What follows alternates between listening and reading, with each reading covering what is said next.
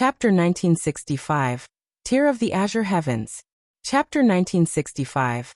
Tear of the Azure Heavens. After Yuan offered the Immortal Monarch's blood for the Tear of the Azure Heavens, Zhao Zhenhai began to seriously contemplate his offer.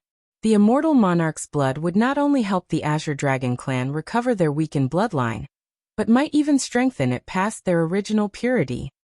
How many drops of the Immortal Monarch's blood do you possess? Zhao Zhenhai asked in a hesitant tone. Yuan smiled and said, enough for you and all of your children. That much? Zhao Zhenhai almost couldn't believe his ears. However, Zhao Zhenhai didn't immediately agree and pondered. The Tears of Azure Heavens has been with our family since ancient times, but if I'm being honest, we have no use for it. Hell, we don't even know what it does. However, if we have the Immortal Monarch's blood, it would solve our predicament and might even strengthen our bloodline. But for him to offer something as valuable as the Immortal Monarch's blood, the Tears of Azure Heavens must be as valuable, if not even more valuable, than the Immortal Monarch's blood. Damn it! Do I take his offer or not? Eventually, Zhao Zhenhai made up his mind and spoke. However, Zhao Zhenhai's voice abruptly stopped, and his eyes widened with shock and disbelief when Yuan suddenly coughed up a mouthful of blood. Both Zhao Zhenhai and Yuan simultaneously looked down, only to see a gleaming blue trident jutting clean through Yuan's chest, right where his heart was located. The next moment, Yuan collapsed to the ground. What? Zhao Zhenhai exclaimed in bewilderment, mostly because he recognized the trident. He subconsciously turned to look at the entrance and saw a lone figure standing there. Second Elder. How did you get in here? No, more important. What do you think you're doing? What does it look like I am doing? The Second Elder calmly responded. Don't tell me, you've betrayed the Azure Dragon clan too? Zhao Zhenhai's voice trembled with disbelief as shock flooded his face. After the First Elder and the Third Elder's sudden betrayal, they had tirelessly interrogated the Second Elder for the past 4 months to ensure that he wasn't working with them, since the three of them were like peas in a pod. And after many hours of questioning, the Second Elder had been cleared of any suspicion. But alas, why did the three of you betray the Azure Dragon clan? Zhao Zhenhai roared as his cultivation erupted furiously. The Second Elder shrugged and said, it's quite simple. The Azure Dragon clan is no longer worth our protection and loyalty. There's no way you'd be stupid enough to betray us over such a reason. The Second Elder smiled and said, you're right. We found a place that's worth our loyalty. Who are you working for? Zhao Zhenhai roared as he pounced at the Second Elder. Does it even matter? The Azure Dragon clan will soon cease to exist anyway. The Second Elder calmly raised his hand and deflected Zhao Zhenhai's furious strike. The clash sent shockwaves rippling through the treasury, but with both of them being at the 4th level of the God Ascension realm, they stood locked in place, equally matched. I'll force everything out of you even if it's the last thing I do. Zhao Zhenhai roared. I'd like to see you try. Zhao Zhenhai and the Second Elder clashed fiercely, their battle shaking the very foundation of the dimension. Blades of energy tore through the air, waves of celestial chi collided, and spatial distortions cracked around them like glass. Yet, despite the overwhelming power of their techniques, not a single treasure in the room was disturbed. Every weapon, pill, and artifact remained untouched. After nearly 1,000 intense exchanges, the tide of battle began to shift, and the Second Elder's cultivation suddenly increased to the 5th level. The Second Elder, though evenly matched at first, immediately started to gain the upper hand. How do you like this? I, who have always been slightly behind you, am now stronger. This is the result of betraying the Azure Dragon clan. You despicable bastard. Eventually, the Second Elder overpowered Zhao Zhenhai and sent him flying across the treasury. Once I kill you, acquire the Tear of the Azure Heavens and accomplish our goal, will receive even more benefit from the Mystic Sea Dragon clan. Zhao Zhenhai trembled after hearing the name Mystic Sea Dragon clan. You were colluding with the Mystic Sea Dragon clan this entire time. You lowlife bastards. Zhao Zhenhai roared, his voice thunderous with fury. The Second Elder covered his mouth with a hand and spoke in a teasing tone. Oops. I wasn't supposed to reveal that. Well, It doesn't really matter since you're going to die so. In the midst of his sentence, the second elder suddenly stiffened. A sharp jolt of pain lancing through his back, like a blade piercing straight through him. His eyes widened in disbelief as he slowly turned around, only to see Yuan standing mere inches behind him, a dagger firmly gripped in his hand. "You, how are you still alive?" The second elder gasped, staggering slightly as a burning pain rippled throughout his body. However, what stunned him even more than the fact that Yuan was still alive after taking a spear through the heart was how he had managed to slip behind him completely unnoticed. "Just like the first elder, you seem to like attacking people from the back, so I'm letting you experience it for yourself. How is it? Do you enjoy it?" Snapping out of his daze, the second elder roared loudly and lashed out with a wild, powerful swing of his arm. Splat! Yuan's head was torn clean from his shoulders before it hurtled across the room, where it struck the wall with a sickening splatter of blood. "That son of a bitch. I don't know how he survived being struck in the heart, but he's definitely dead now. No mortal can survive without their head."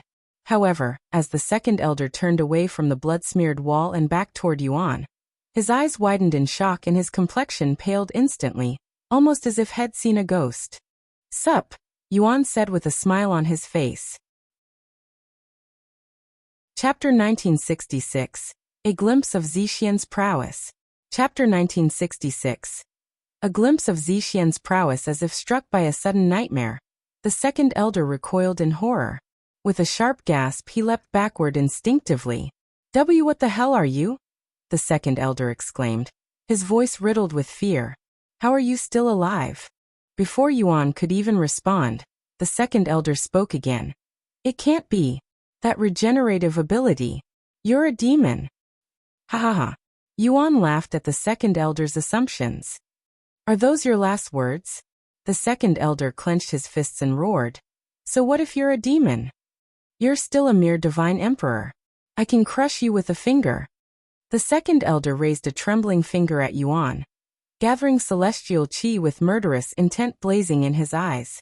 But the moment the celestial chi began to surge through him, a searing pain erupted from deep within his body, far more intense than before.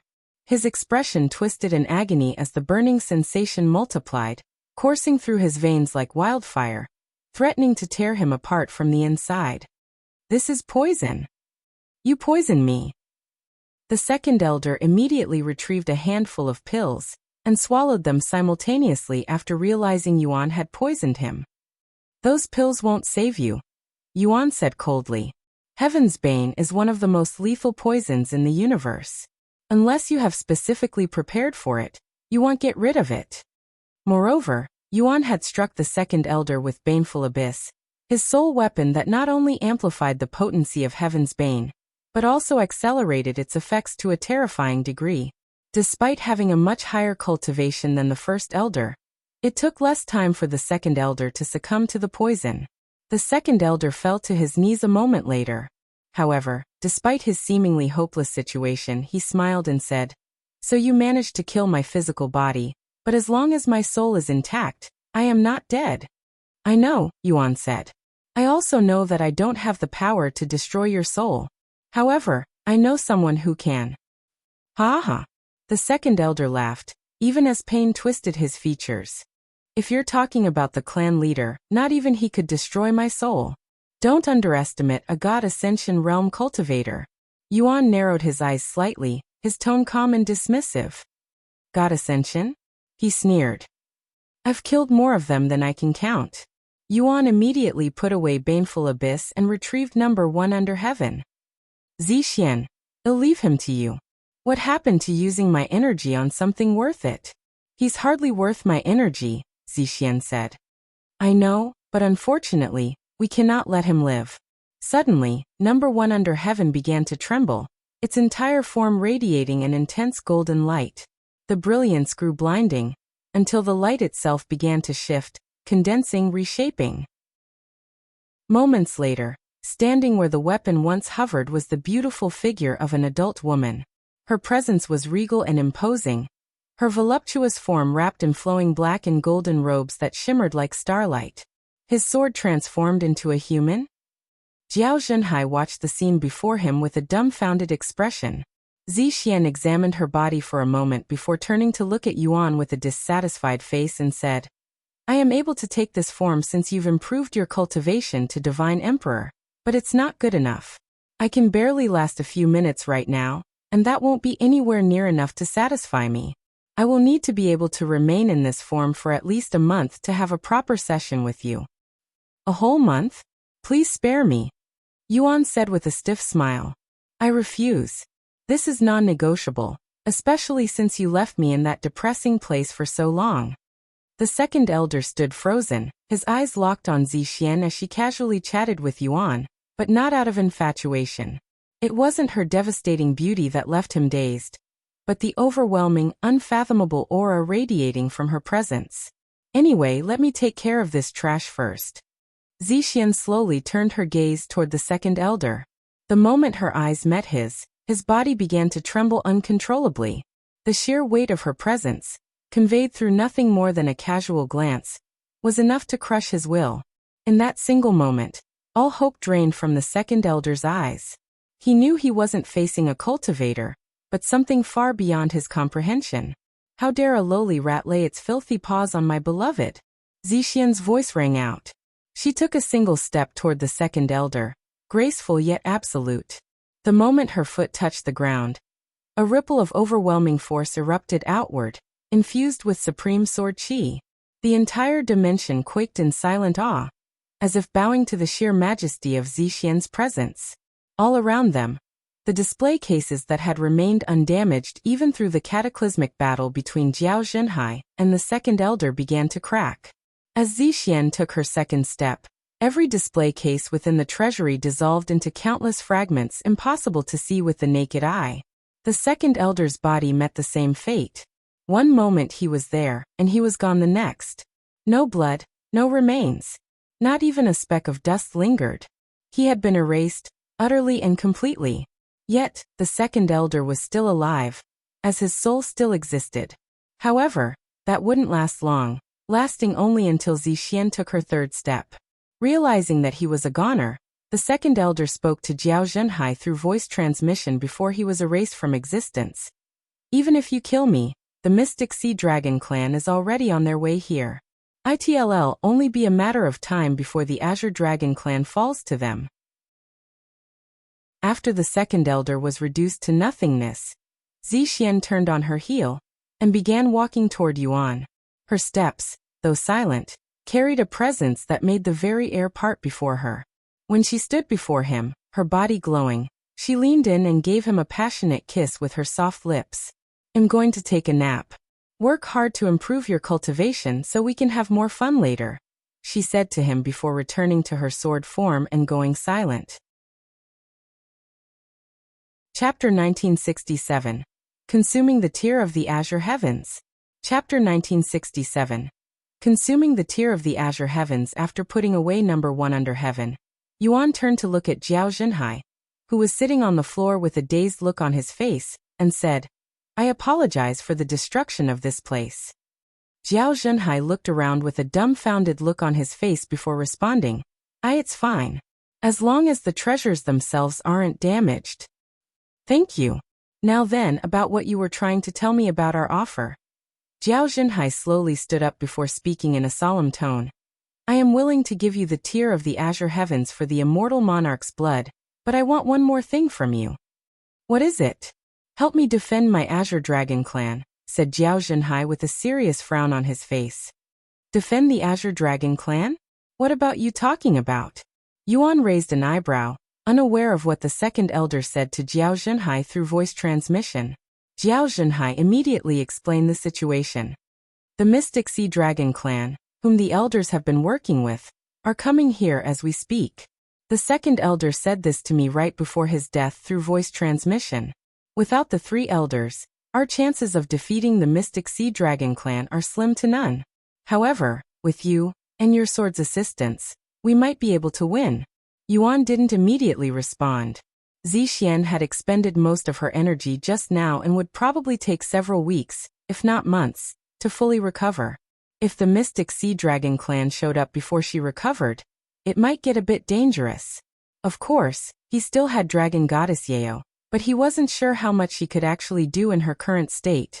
After contemplating for some time, Yuan nodded and said, "All right, I'll help the Azure Dragon clan. However, I will need the Tear of the Azure Heavens now. My sword is exhausted after killing the second elder, and needs to recover." Jiao Zhenhai nodded, okay.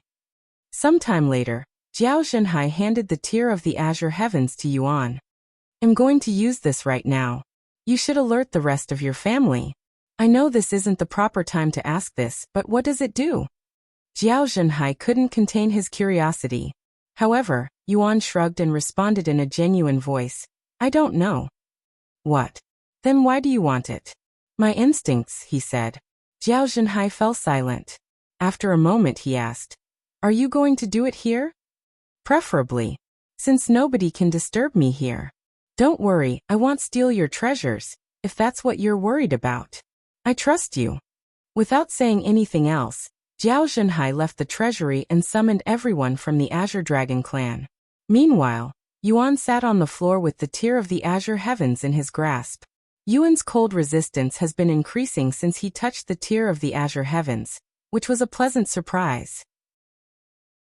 "Do any of you guys know what this is?" Yuan asked the others. "No." Lan Yingying quickly responded. "I have also never seen or heard of this treasure before," said Yuning. "That is the heart of the heaven-chilling ice phoenix," said Liuxiang. "This is the heart of a phoenix?" Yuan repeated, raising an eyebrow in surprise. "Yes," Liuxiang confirmed. "The heaven-chilling ice phoenix is a rare and powerful species whose flames don't burn, but freeze everything they touch. Their hearts contain immense Yin energy, and are considered priceless among Yin attribute cultivators. Honestly, I'm surprised one managed to be preserved for this long," Liuxiang remarked. "The heaven-chilling ice phoenix has been extinct for ages after all." "So what kind of effect does it have?" Yuan asked. "It's quite extraordinary," Liuxiang explained. "For cultivators, it grants the ability to cultivate and wield Yin-attributed energy, even if they had no prior affinity for it. As for beasts, consuming it can transform their bloodline into one aligned with Yin. And if they already possess a Yin-attributed bloodline, it will elevate their lineage to an entirely new level. No wonder the Mystic Sea Dragon clan is trying to destroy the Azure Dragon clan, just so they can get their hands on this treasure," Yuan mumbled. "Anyway, I am going to consume this now."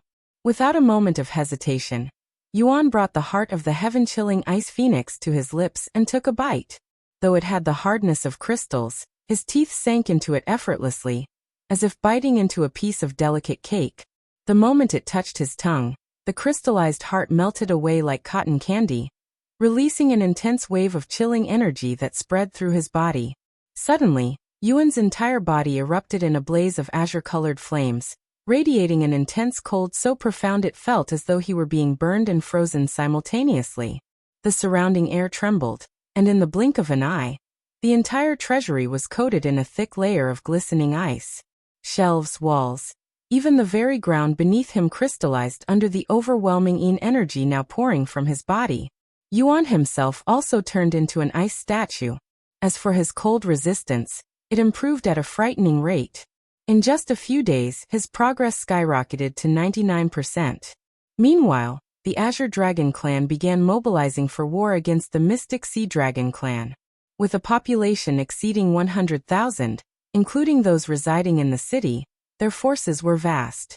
While not every member was suited for combat, the overwhelming majority had already reached at least the divine realm. The city, once bustling like any ordinary settlement, transformed into a fortress overnight. Barricades rose where markets once stood. Defensive formations were activated across the seafloor, and patrols of armored warriors now roamed the area around the Azure Dragon clan's territory. Chapter 1968. Completed Harmonious Heaven Refining Immortal Physique. Chapter 1968. Completed Harmonious Heaven Refining Immortal Physique. Where's Senior Envoy? Jiao Xianbing asked Jiao Zhenhai a month after they began preparing for war. He's in seclusion. Are you sure he'll even be of any help? He's only at the peak of Divine Emperor. Jiao Binglan said, expressing her doubts. And for the record, I still don't believe he managed to defeat the first elder. Xiao Zhenhai looked at his foolish daughter and said, I didn't mention this, but it was he who killed the second elder. If it weren't for him, I wouldn't be standing here right now. What? He killed the second elder, who is the strongest amongst the three elders? The others from the Azure Dragon clan expressed shock and bewilderment after learning of this. Binglan, you need to start respecting him, or you'll come to regret it later, Jiao Xianbing said to her. Your hate is unreasonable in the first place. He didn't do anything to offend you, and he's helped our clan tremendously. If it weren't for him, the three elders would have continued to stab us in the back. That's... Jiao Binglan fell silent. Suddenly, someone rushed into the room and shouted, We've spotted the Mystic Sea Dragon clan. They'll arrive in our territory in 2 weeks. How many people do they have? Jiao Zhenhai questioned. Around 50,000. They only brought a fourth of their forces? These bastards are underestimating us a little too much. Jiao Zhenhai gritted his teeth in frustration. Yet he didn't dare to underestimate their opponents. The Mystic Sea Dragon clan was a royal bloodline just like them after all. At the same time, Yuan had just finished absorbing the tear of the Azure Heavens. Boom. The moment Yuan completed his Harmonious Heaven refining Immortal Physique, the bottleneck that kept him at the peak of Divine Emperor shattered, and his cultivation began soaring to the next level.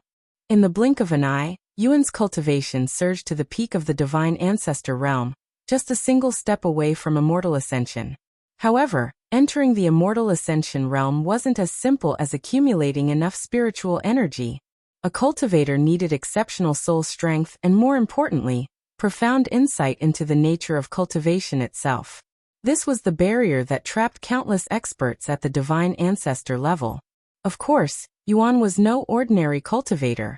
His soul strength already rivaled, if not surpassed, that of immortals, and with the vast experience and insight had accumulated from his past lives, he only needed to attempt entering it. No, he could enter Immortal Ascension even in his sleep. After taking a deep breath, Yuan began his attempt to break through to Immortal Ascension, the first step on his path toward true immortality. Moments later, a surge of immortal qi erupted from Yuan's body, flooding the air with boundless pressure. To ascend to the next level, one must continually refine their soul strength and deepen their insights into the Tao. However, for someone like Yuan, it was merely a question of whether he chose to ascend. Mere seconds after stepping into the first level of Immortal Ascension, another surge of immortal qi burst forth from Yuan's body as his cultivation soared into the second level. From that moment on, Yuan advanced through each level as if it were mere child's play. In the blink of an eye, he reached the 9th level of Immortal Ascension, just one step away from becoming an immortal. Yet that final step was unimaginably vast, a chasm where countless cultivators had faltered and fallen. Of course, if Yuan wanted to take that step, he could easily do so. However, when he attempted to do so, he was met by a familiar barrier. So my physique still has room to grow, huh? Yuan mused. Come to think of it, my fire and cold immunities are only at the first stage, while my poison and lightning immunities have already reached their peak.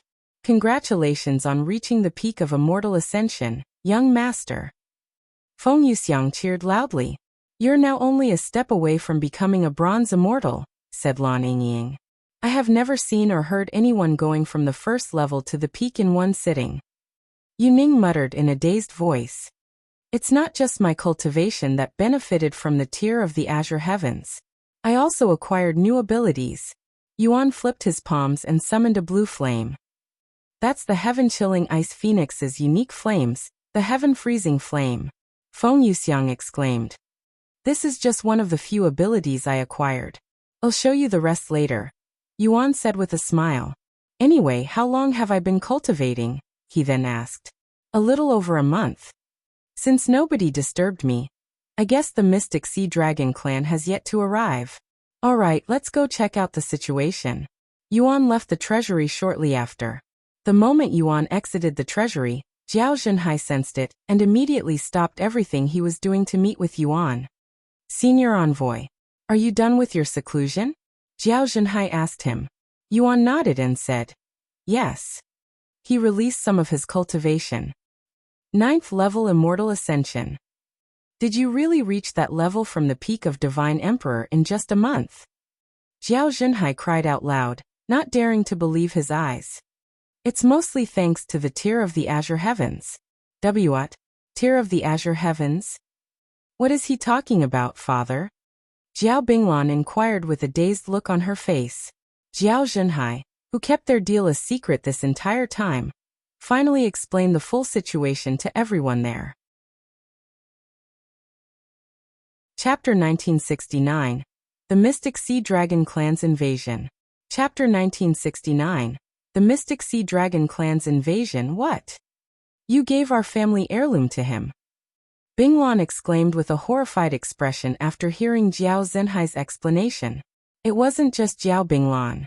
Jiao Xianbing and the others were also just as shocked. None of them could have expected Jiao Zhenhai would be willing to part with their family heirloom. I understand your feelings, but what use is our family heirloom if our clan is destroyed in the process of trying to protect it? Moreover, we will receive the immortal monarch's blood. This is a blessing none of you can even begin to fathom, Jiao Zhenhai said. The immortal monarch's blood? Binglan and the others turned to look at Yuan with suspicious gazes.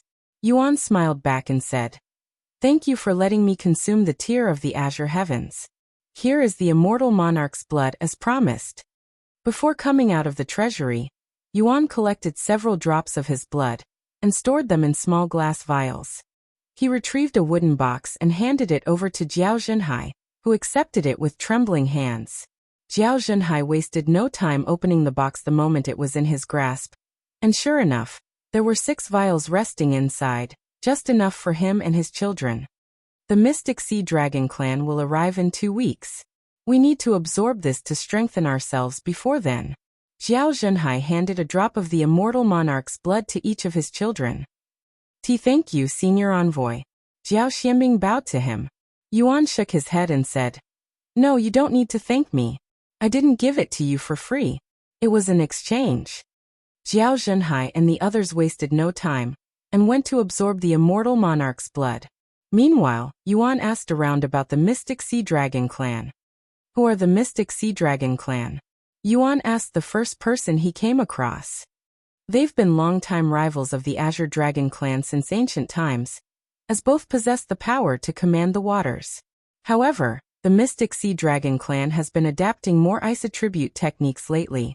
The Azure Dragon Clan and the Mystic Sea Dragon Clan have clashed many times before, but never with stakes this high. Until now, their conflicts were little more than skirmishes. What about the clan leader's wife? What about the rest of his family? Yuan then asked about the Azure Dragon Clan's situation. The mistress died trying to defeat the intruder who tried to take away our family heirloom many thousands of years ago. As for the others, while they're not dead, they all left the Azure Dragon Clan long ago to look for a cure for the curse. However, the clan leader should have already notified them of the situation, so they should be heading back here as we speak. I see. Yuan mumbled. Hearing that the Mystic Sea Dragon Clan has been learning ice attribute techniques made it very clear why they wanted the Tier of the Azure Heavens, the heaven-chilling Ice Phoenix's heart. Unfortunately for them, Yuan had already absorbed the treasure for himself, so they were waging a pointless war against the Azure Dragon Clan. This made Yuan wonder if the Mystic Sea Dragon Clan would back out once they learn about it. A week later, Jiao Zhenhai and the others emerged from seclusion, having fully absorbed the immortal monarch's blood. The first thing they did was test their bloodlines, and as expected, not only had their bloodline's purity been restored, it had even surpassed its former peak, and everyone except Xianbing still had poison in their body. As for Xianbing, who wasn't affected by the poison, his bloodline had become the purest and most powerful in the clan's history, by a wide margin. Seeing Xuanbing's results gave immense hope and joy to the others, who were eager to have their poison cleansed by Yuan. Senior Envoy, please take care of us after we deal with the Mystic Sea Dragon Clan. A young man approached Yuan and bowed to him. Yuan silently nodded. To be honest, I was skeptical about the immortal monarch's blood being real until I absorbed it, Jiao Zhenhai admitted with a stiff smile on his face. But now, I am really glad I accepted your offer. Pleasure doing business with you. Yuan smiled. The following day, something else happened that greatly boosted the Azure Dragon clan's spirit and morale. Reinforcement had arrived. Father, grandfather and grandmother have returned. Jiao Binglan exclaimed as she hurried to his side. Truly, Jiao Zhenhai gasped. Before he could take a single step, two figures appeared before him. A middle-aged man and woman, both bearing the unmistakable traits of the Azure Dragon clan. Father, mother, you made it back in time. Jiao Zhenhai hurried to greet them. Although their reinforcement was only two individuals, they were both powerhouses at the God Ascension realm, and Jiao Zhenhai's parents. We rushed back immediately after receiving your emergency contact. What is the situation right now? Asked the middle-aged man. The Mystic Sea Dragon clan will arrive in less than a week, said Jiao Zhenhai. Allow me to keep you up to date for now. Over the next several hours, Jiao Zhenhai recounted everything to his parents, from their fateful encounter with Yuan to how he had resolved their crisis. He made no attempt to conceal the fact that he had traded away their family heirloom in exchange for Yuan's help and the immortal monarch's blood. By the time he finished, both of his parents were trembling, not from rage at the Mystic Sea Dragon clan, nor from the loss of the heirloom, but for an entirely different reason. You little brat. How dare you only ask for enough immortal monarch's blood for your children and yourself? What about us, your own parents? Have you already forgotten about us in such a short time? His father stood up and roared angrily. His mother expressed similar complaints. In other words, they were angry about being left out of a once-in-lifetime experience. Chapter 1970. The Mystic Sea Dragon Clan's Invasion 2. Chapter 1970. The Mystic Sea Dragon Clan's Invasion 2. When Jiao Zhenhai felt his parents' pressure bearing down on him, he quickly said, "Wait." He was the one who initiated the offer. 6 drops of the immortal monarch's blood are already a lot. If I asked for more, he would have likely refused. His parents sat back down and withdrew their pressure after hearing this. Do you think he'll be willing to give 2 more drops of the immortal monarch's blood? If he even has them, that is. Why are you asking me? You should ask him instead. Jiao Zhenhai shrugged. His parents immediately stood back up and began beating him. Sometime later, Jiao Zhenhai brought his parents to Yuan. Senior Envoy, do you have some time? My parents would like to speak with you. Your parents? Yuan raised an eyebrow as his gaze met the 2 individuals standing behind Jiao Zhenhai. My name is Jiao Longfei, his father. Jiao Longfei said as he grabbed Jiao Zhenhai's clothes and yanked him far away. I'm Jiao Xuanji, his mother. If you don't mind, would like to have a brief conversation with you. Yuan had already guessed their intentions and greeted them with a calm smile. You're here to ask about the immortal monarch's blood, aren't you?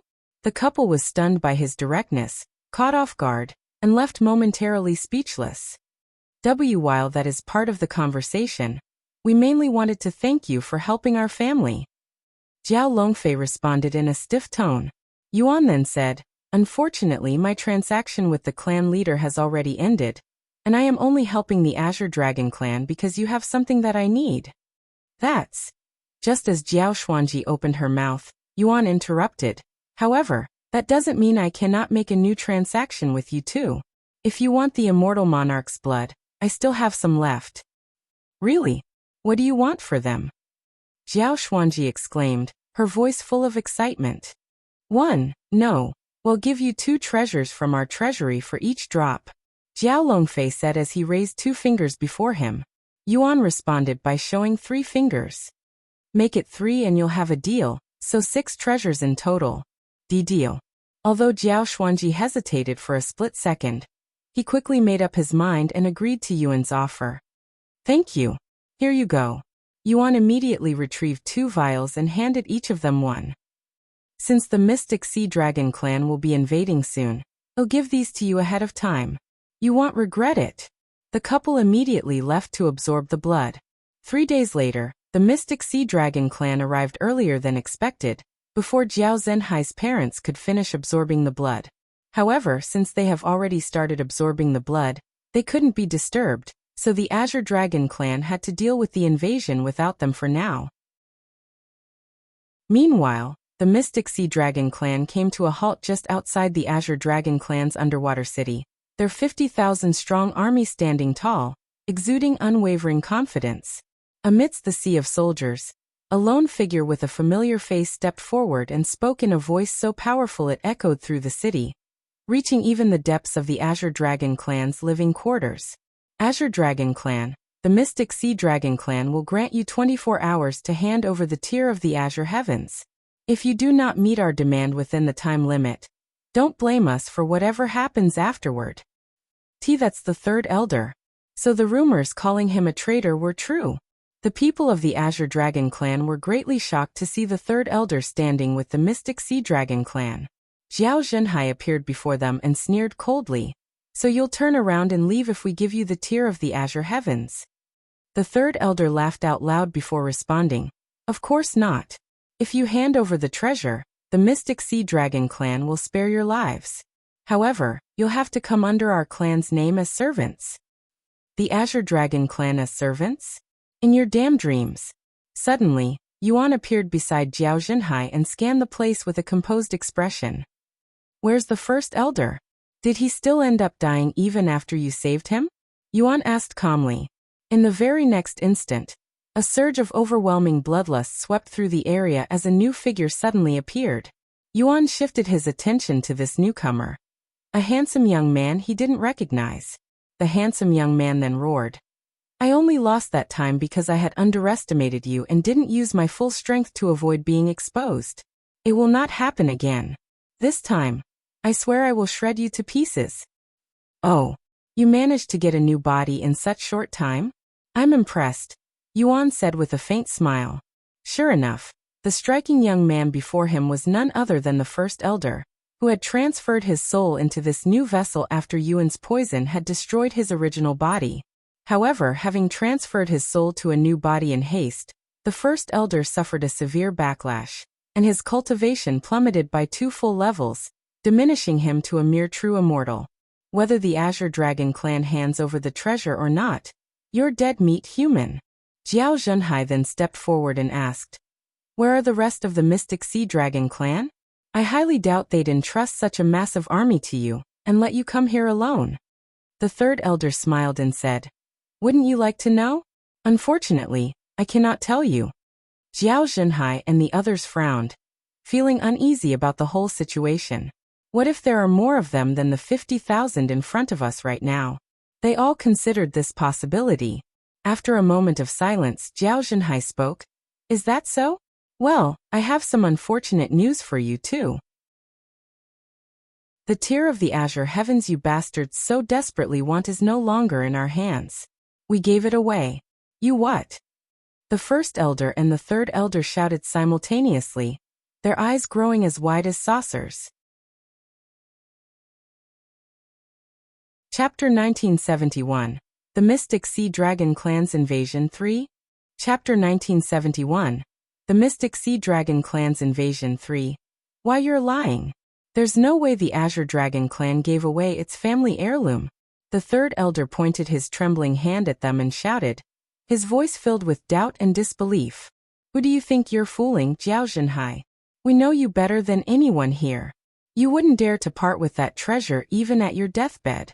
The first elder laughed out loud, not believing it for a second. Xiao Zhenhai sneered and said, you don't have to believe me, but you'll end up fighting a pointless war at this rate. Pointless? Do you really think the tier of the Azure heavens is the only reason we're here? The third elder shook his head. The Azure Dragon clan and the Mystic Sea Dragon clan have been at odds with each other since ancient times. Don't you think it's finally time to end it once and for all? The first elder said. Don't you both possess royal bloodlines? Wouldn't it cause serious complications if the two of you were to clash? Yuan suddenly asked. What would you know, human? Just because we have royal bloodlines doesn't mean we're allies. If anything, it only fuels our rivalry. The first elder retorted coldly. What should we do? Xiao Zhenhai suddenly spoke to Yuan using voice transmission. It's obvious they want back down even though we no longer have the tier of the Azure heavens. Should we just wait out the 24-hour limit and see what happens? This also gives my parents time to absorb the immortal monarch's blood. Yuan responded, while waiting may seem like the right thing to do, I have a feeling there are more of them than it appears. It's also suspicious that nobody from the Mystic Sea Dragon clan is present. They might be planning an ambush separately. If that were the case, we should deal with those present before they can arrive. Jiao Zhenhai fell silent, reflecting on Yuan's words. It was definitely suspicious that the Mystic Sea Dragon clan had only committed a fraction of their forces to what was supposed to be all-out war, and not a single true member of their clan was present. The more he thought about it, the stronger his unease grew. Since war is unavoidable, we need to make the first move and cripple their current forces before their reinforcements arrive. Having made his decision, Jiao Zhenhai summoned his weapon, a majestic blue and gold trident, leveled it at the Mystic Sea Dragon clan's army, and roared with thunderous fury, "Kill them all!" What? The first elder and third elder were stunned by Jiao Zhenhai's sudden declaration, their expressions frozen in disbelief. Behind them, the army stirred with visible confusion and hesitation. None had expected the Azure Dragon clan to launch the first strike. In the very next moment, nearly 80,000 experts surged out from the city like a tidal wave, swiftly encircling the Mystic Sea Dragon clan. The negotiation has ended. Kill everyone! The third elder roared. And so the Azure Dragon clan and the Mystic Sea Dragon clan finally clashed. The battlefield roared with chaos as countless divine realm cultivators exchanged blows, shaking the depths of the sea. Among them, the Azure Dragon clan fielded nearly 2,000 immortals, outnumbering the Mystic Sea Dragon clan, who had barely half that number at their command. Jiao Zhenhai lunged toward the third elder with unwavering resolve, while the first elder, eyes burning with fury, pursued Yuan. If you couldn't defeat me while you're at the God Ascension realm, what makes you think you'll be able to defeat me as a true immortal? Yuan remarked as he deflected the first elder's first strike. Don't you dare underestimate me. My cultivation may have lowered, but I can still use celestial qi. The first elder roared as he unleashed his celestial qi. Although it wasn't as strong as before, it was still enough to pressure Yuan, who'd increased his cultivation to the peak of immortal ascension. With number 1 under heaven in his grasp, Yuan fought the first elder while constantly being suppressed by celestial qi. Despite the vast disparity in their cultivation, Yuan wasn't being pushed back. Wait a second. His cultivation is at the peak of immortal ascension. But it was only at the peak of Divine Emperor, when I last saw him a few months ago. The first elder realized this amidst their fight, which shook him to the core. No. It's impossible that his cultivation increased that much in such a short time. This must have been his real cultivation since the very beginning. Even if Yuan had told him the truth, the first elder still wouldn't believe it. Hey, I've been wondering. Aren't you curious about the second elder's situation? What? The first elder frowned. The two of you left him behind, after all. I have no idea what you're talking about. The second elder has nothing to do with the Mystic Sea Dragon clan. Yuan chuckled at the first elder's attempt to mislead him. There's no point trying to play dumb. Didn't you find it weird that the second elder isn't present at such an important event? He's already exposed himself. As a matter of fact, he's already dead. What? The first elder suddenly stopped fighting and backed away. Impossible. The second elder's strength rivals even Jiao Zhenhai. It's true. Do you want to know who killed him? Yuan pointed at himself and revealed with a cold grin on his face, the second elder died to my sword. Ha ha ha. You killed the second elder? That's your biggest bullshit yet. Yuan shook his head and elaborated. No, I didn't say that I killed him. I said my sword killed him. What's the damn difference? I'd love to show you, but unfortunately my sword is still asleep. Instead, why don't I show you something else? Yuan stowed away number 1 under heaven, and faced the first elder without any weapons. What trick do you have up your sleeves now? The first elder immediately increased his guard, as he had already experienced Yuan's trickery several times. Chapter 1972, The Mystic Sea Dragon Clan's Invasion 4. Chapter 1972. The Mystic Sea Dragon Clan's Invasion 4. A trick, huh? Well, I guess it may seem like that to you. After putting away his weapon, Yuan slowly approached the First Elder. Seeing this, the First Elder hastily distanced himself from Yuan.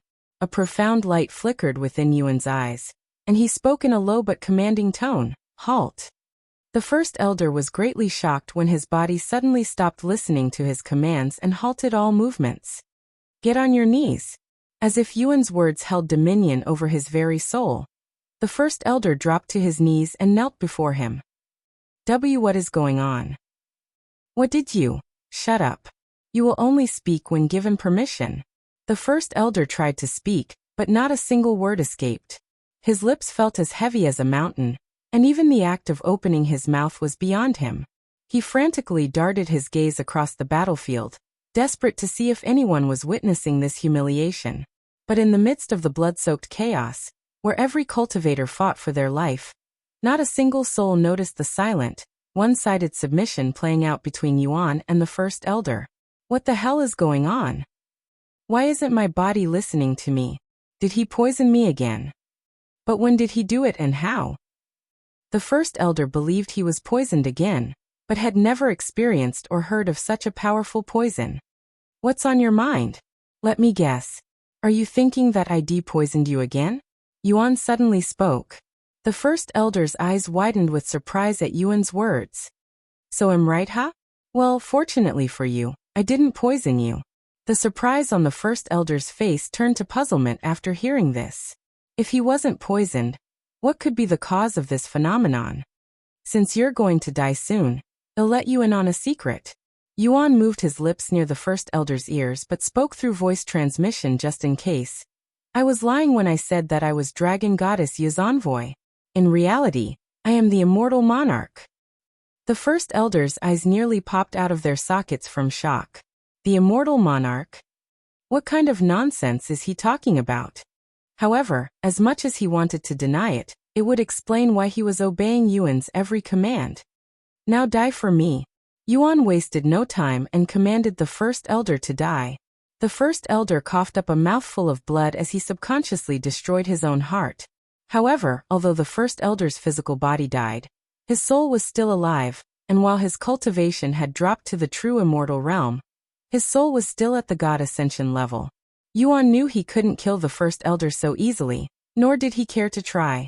Instead, he calmly retrieved Dragon God's vengeance and, with a flick of his sleeves, forcefully cast the First Elder's soul into the weapon, leaving his fate to Dragon Goddess Yao.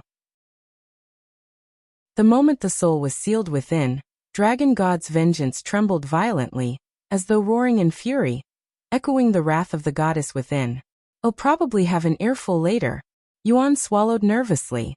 The trembling stopped a few moments later, and since the First Elder's soul hadn't been ejected from the weapon, it was clear what Dragon Goddess Yao did to him. This made Yuan wonder if feeding the souls of powerhouses to Dragon Goddess Yao would help speed up her recovery. Let's think about this later. Yuan shifted his gaze to the rest of the battlefield, where thousands of mutilated corpses lay scattered amidst blood-stained waters, most of them belonging to the Mystic Sea Dragon clan. He thought about using the Immortal Monarch's powers to assist the Azure Dragon clan, but it'd require a tremendous amount of energy to command so many powerful beings, and there was still the possibility of enemy reinforcements. In the end, Yuan decided to just use his own strength for the time being. With the Dragon God's vengeance in his grasp, Yuan began attacking every single enemy fighter in sight, targeting mostly those within the Divine Realm since they were the easiest targets and were the most abundant. After being targeted by Yuan, the poor Divine Realm experts stood no chance as all of them were killed within a single strike. As the number of Yuan's victims increased, so did the strength of his weapon through its second unique ability. Not only that, but he was slowly progressing his unique quest that required 100 million kills. Unfortunately, he was still very far away from completing it. After slaughtering thousands of Divine Realm experts from the Mystic Sea Dragon clan's side, Yuan's presence could no longer be ignored, and he had finally drawn the gaze of the Immortal Realm cultivators. However, the Immortals were far too prideful to lower themselves by engaging a mere Immortal Ascension Realm human. one who had yet to even set foot into true immortality. Thus, those who were also in the immortal ascension realm began attacking Yuan. Why don't you pick on someone that's on the same level as you instead of picking on the weak? A peak immortal ascension shouted as he pounced at Yuan. Yuan gave the immortal ascension expert a glance before using Shadow Veil, instantly disappearing from his opponent's view. What? Where did he? Before the man could even finish his sentence, Yuan had already arrived behind him like a shadow to land a critical strike. Impossible. The man muttered his last words as Yuan brutally yanked the dragon god's vengeance from his corpse and watched as it slowly sank to the ocean floor. If you want to stop me, you'd better come at me with everything you've got. Yuan laughed out loud as he continued slaughtering the Mystic Sea Dragon clan's army. Somebody stop him. The Mystic Sea Dragon clan's army quickly descended into chaos, their formation crumbling under the weight of fear and confusion. Chapter 1973, The Mystic Sea Dragon Clan's Invasion 5. Chapter 1973, The Mystic Sea Dragon Clan's Invasion 5. Noticing how fast their army was falling apart, the Mystic Sea Dragon Clan's immortals could no longer sit still, and went after Yuan. About time I have some worthy opponents. Yuan laughed as he confronted a bronze immortal, and their immortal chi clashed. What? In being pushed back. The bronze immortal was utterly stunned that he was being forced back by someone still in the immortal ascension realm. A human cultivator, who hadn't even truly stepped into immortality. How is his immortal chi so powerful? He's not even an immortal yet. The other immortals were equally shaken by the sheer intensity of Yuan's immortal chi, and the true immortals there wore grim expressions, unable to hide their disbelief. Yuan's immortal chi rivaled their own, despite still being in immortal ascension, while they stood at the very peak of the immortal realm, on the verge of stepping into God ascension. In the cultivation world, one only attains true immortality after transcending the immortal ascension realm and stepping into the ranks of bronze immortals. Though the immortal realm consists of only 4 distinct stages, bronze, silver, golden, and true immortal, the gap between each is vast, often requiring as much time and cultivation as ascending through all 9 levels of immortal ascension. Yet Yuan, a mere cultivator still within immortal ascension, had already surpassed even the true immortals. What would happen if Yuan were to become a bronze immortal, let alone a true immortal? How terrifying would his power become then? No one present could begin to fathom it. Not even the God Ascension cultivators, who already stood beyond immortality. We must kill that human now or he'll become a huge threat to the Mystic Sea Dragon clan and our plans. The immortals quickly exchanged voice transmissions in secret, and after a brief but heavy silence, reached a unanimous decision to strike at Yuan together, even if it meant staining their pride and shattering their reputation. Suddenly, the battlefield shifted dramatically. Without warning, hundreds of immortals, even those already locked in fierce combat, abandoned their fights and turned their focus toward a single target. Yuan, Senior Envoy. Watch out. They're all targeting you. Members of the Azure Dragon clan hurriedly shouted warnings to Yuan as they pursued the forces of the Mystic Sea Dragon clan going after him. Despite the looming threat, Yuan showed not the slightest trace of panic. In fact, a faint smile tugged at his lips. To think so many mighty immortals would band together against a mere mortal like me. I'm truly honored. To show my gratitude, Yuan said calmly, his smile widening. Allow me to face you all with my full strength. What? The bronze immortal fighting Yuan was shocked to hear he wasn't even fighting at his full potential. As the immortals closed in, a profound, chaotic, and overwhelming aura erupted from Yuan's body like a volcanic explosion, shaking the battlefield and halting even the boldest in their tracks. What is that ominous energy? It's making my soul tremble. The immortals cried out in alarm, their faces twisted with confusion and unease as they encountered chaos energy for the first time. Its presence utterly foreign, yet instinctively terrifying. Although Yuan's main cultivation had already surpassed that of his chaotic heart, he intended to use it solely to enhance his own physique. And with the unparalleled destructive force of chaos energy, his combat prowess rose to an unfathomable degree while his cultivation remained the same. Why did you all stop? If you won't come to me, then I'll come to you. Yuan laughed, his voice echoing with battle lust as he lunged toward the bronze immortal before him. His speed and power now magnified many times over. Overwhelmed by Yuan's chaotic aura, the bronze immortal instinctively took a step back. But the moment he turned to retreat, Yuan's eyes blazed with radiant gold. Where do you think you're going? Yuan roared, unleashing Dragon's gaze at full power, his voice thundering like the heavens themselves.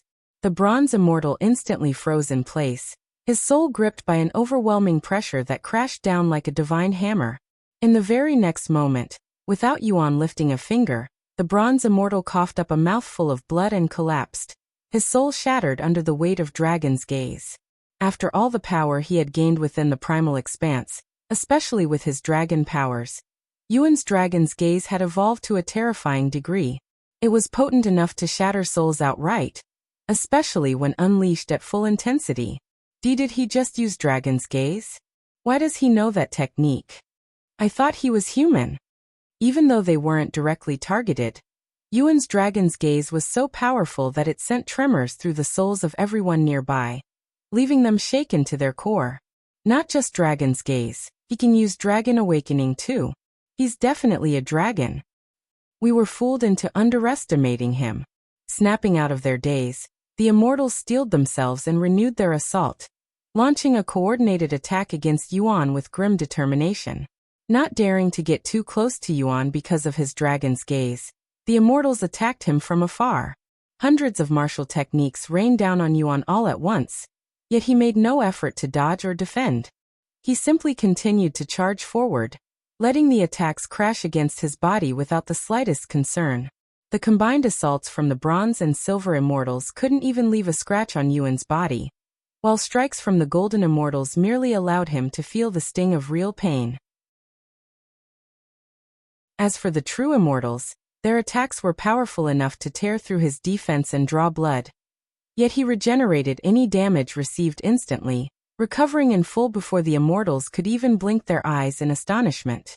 What the fuck kind of physique does he have? The immortals were in utter disbelief, their eyes wide with shock as they witnessed the futility of their combined assault. Meanwhile, every time Yuan struck with Dragon God's vengeance, it would claim a life without fail. It must be a trick. Don't let him deceive you. Keep attacking. The immortals resumed their assault, their faces with deep, growing despair. Chapter 1974. The Mystic Sea Dragon Clan's Invasion 6. Chapter 1974. The Mystic Sea Dragon Clan's Invasion 6. As the immortals relentlessly unleashed their martial techniques on Yuan, he continued to ignore their attacks and struck whoever was the closest to him, reducing their numbers with terrifying speed and indifference, almost as if the difference in their cultivation meant nothing in his eyes. As time passed, Yuan's prowess only continued to increase as the Dragon God's vengeance claimed more victims with a dragon bloodline. Fuck. Why aren't our attacks working on him? Where did this monster come from? Scatter. Get away from him. I can't. He's too fast. Damn it. How is he disappearing before our eyes, even escaping detection from our divine sense? This doesn't make any sense. Though it appeared that Yuan was merely chasing them down, he was in truth weaving shadow veil into every movement, distorting their perception and turning the battlefield into a nightmare of illusion and dread. In the enemy's eyes, Yuan was teleporting all over the place while leaving behind clones of himself. Of course, these clones were mere illusions created using shadows with his shadow puppet technique. Moreover, the Azure Dragon clan arrived in force to support Yuan, launching a coordinated assault that both distracted the enemy and sealed off their escape route. Witnessing their forces being decimated and thrown into disarray by a single individual, the Mystic Sea Dragon clan's God Ascension realm powerhouses could no longer stand by. They finally moved, intent on stopping Yuan themselves. The Mystic Sea Dragon clan initially showed up with 4 God Ascension realm powerhouses, but with the first elder gone and the third elder occupied with Jiao Zhenhai, only 2 of them were available to deal with Yuan. Meanwhile, the Azure Dragon clan originally had 7 God Ascension realm powerhouses, but with the 3 elders' betrayal, they were down to 4. Jiao Zhenhai, his parents, and the commander of the Azure Dragon Clan's army. The moment the commander of the Azure Dragon Clan's army sensed the movements of the two God Ascension Realm powerhouses, he rushed to intercept, but he was only able to hold off one, leaving the other free to advance toward Yuan. Because of their immense power and overwhelming influence, an unspoken rule existed in the cultivation world. God Ascension Realm cultivators should not interfere in large-scale battles like the ongoing war between the Azure Dragon Clan and the Mystic Sea Dragon Clan, unless they were the only ones standing or the situation had reached a critical point and left them no other choice. Of course, since this was merely an unspoken rule and not a real law, it couldn't be enforced, and there were always those who disregarded it entirely, acting as they pleased even if it damaged their reputation, just like the First Elder and the Third Elder. Once the God Ascension Realm cultivator entered the fray, Yuan was forced to halt his slaughter and turn his full attention to the approaching threat. His opponent stood at the second level of God Ascension, the same as the First Elder. Yet, he radiated a pressure and presence that made him seem incomparably more formidable, as though they existed on entirely different tiers. Once a cultivator stepped into the God Ascension realm, advancing even a single level could take thousands, if not millions, of years. Because of this, it was common for cultivators in their realm to be at the same level, yet differ vastly in strength, comprehension, and abilities. The First Elder had only recently stepped into the second level of the God Ascension realm, and as a result, his strength fell far short of its true potential. In contrast, Yuan's current opponent had long since stabilized at that level, and from the aura he exuded, he seemed to be on the verge of breaking through to the third. I don't know how you killed the First Elder, but you won't get to experience such a miracle for a second time, said the man. We'll see about that. Yuan suddenly used Dragon's Gaze without warning. Despite being hit by Yuan's Dragon's Gaze at full force, his opponent didn't so much as flinch, as if the technique had no effect on him whatsoever. It's very impressive that you've reached that level with your cultivation. However, before a real powerhouse, it's nothing but cheap tricks, said the man. I can see that you're a little stronger than that traitor, but so what? Yuan spoke with a calm smile. In the end, you'll still end up like him. When threatened, dogs bark in fear, which is exactly what you're doing. You can't even break through my celestial qi, much less touch a single hair on my body. Yuan didn't need to verify the man's words to know they were true. At his current level, he stood no chance against him in a fair fight. The only reason he had managed to defeat the Second Elder, who was at the 5th level of God Ascension, was because he had caught him off guard and poisoned him. Even then, he would not have been able to kill the Second Elder without Zixian's assistance. As for his current opponent, he was very wary of Yuan, and also had no openings with his entire body covered in celestial qi. You're right. Yuan suddenly spoke. I do not have the capability to defeat you right now. However, I can definitely humiliate you. What? The man frowned. Put away your celestial qi. Despite having his guard up, the man could not have anticipated Yuan using the Immortal Monarch's ability. What is this? The man was bewildered when his body listened to Yuan, and began withdrawing his celestial qi.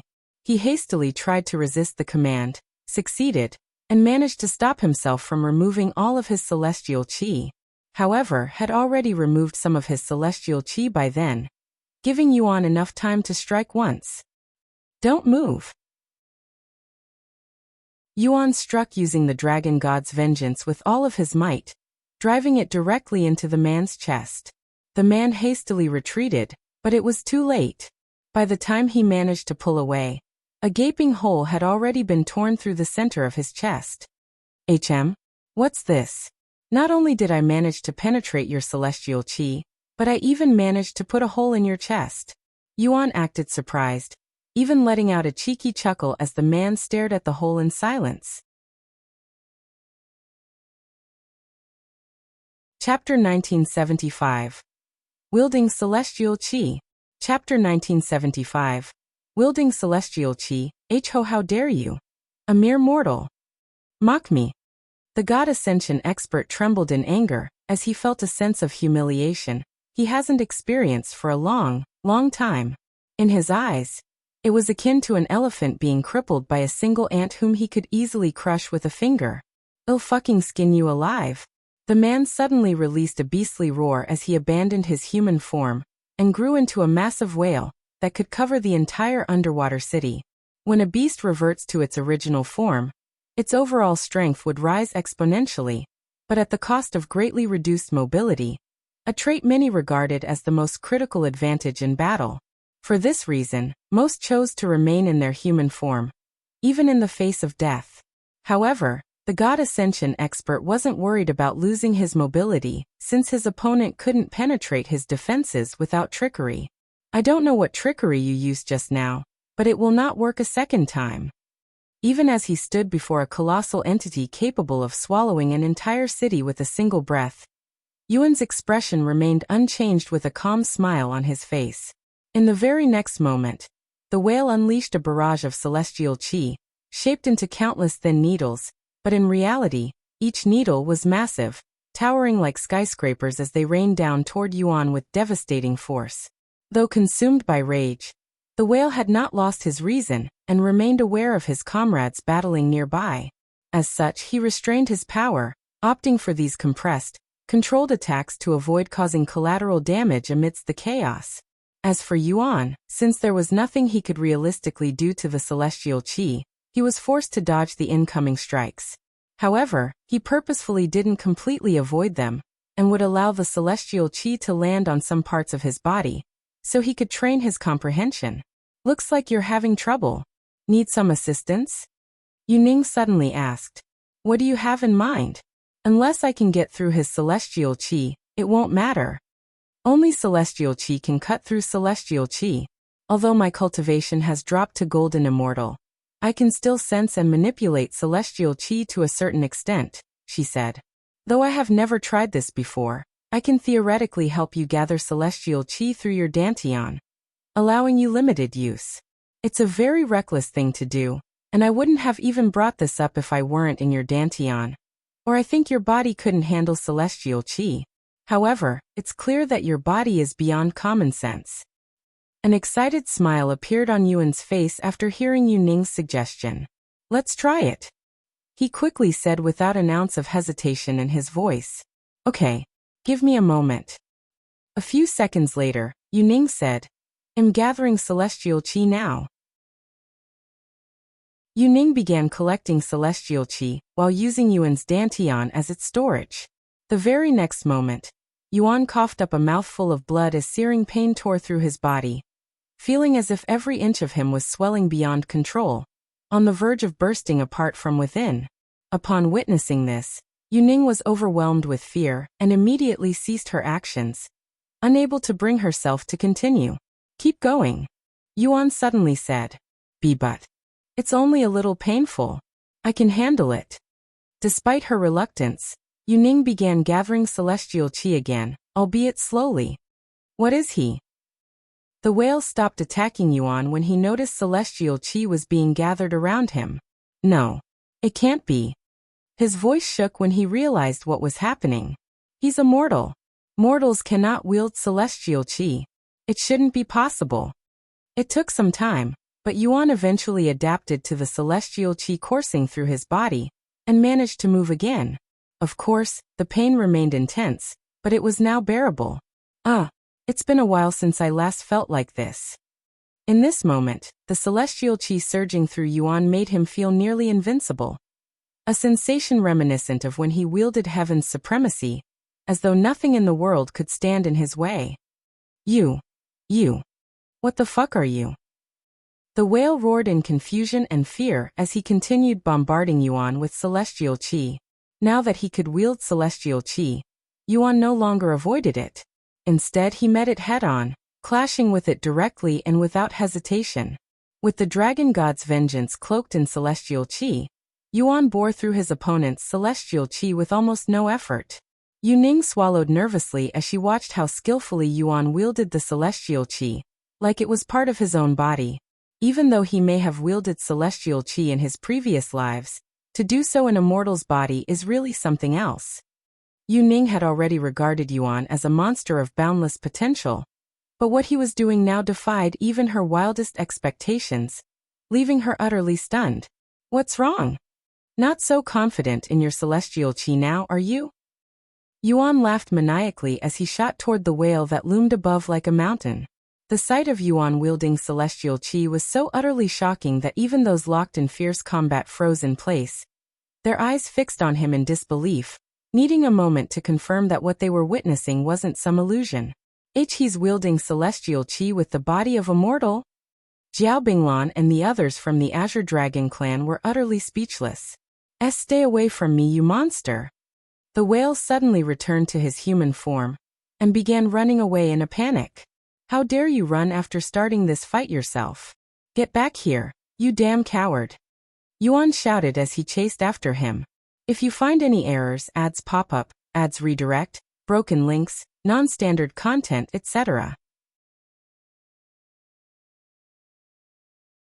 Chapter 1976, Mystic Sea Dragon Clan's Reinforcement.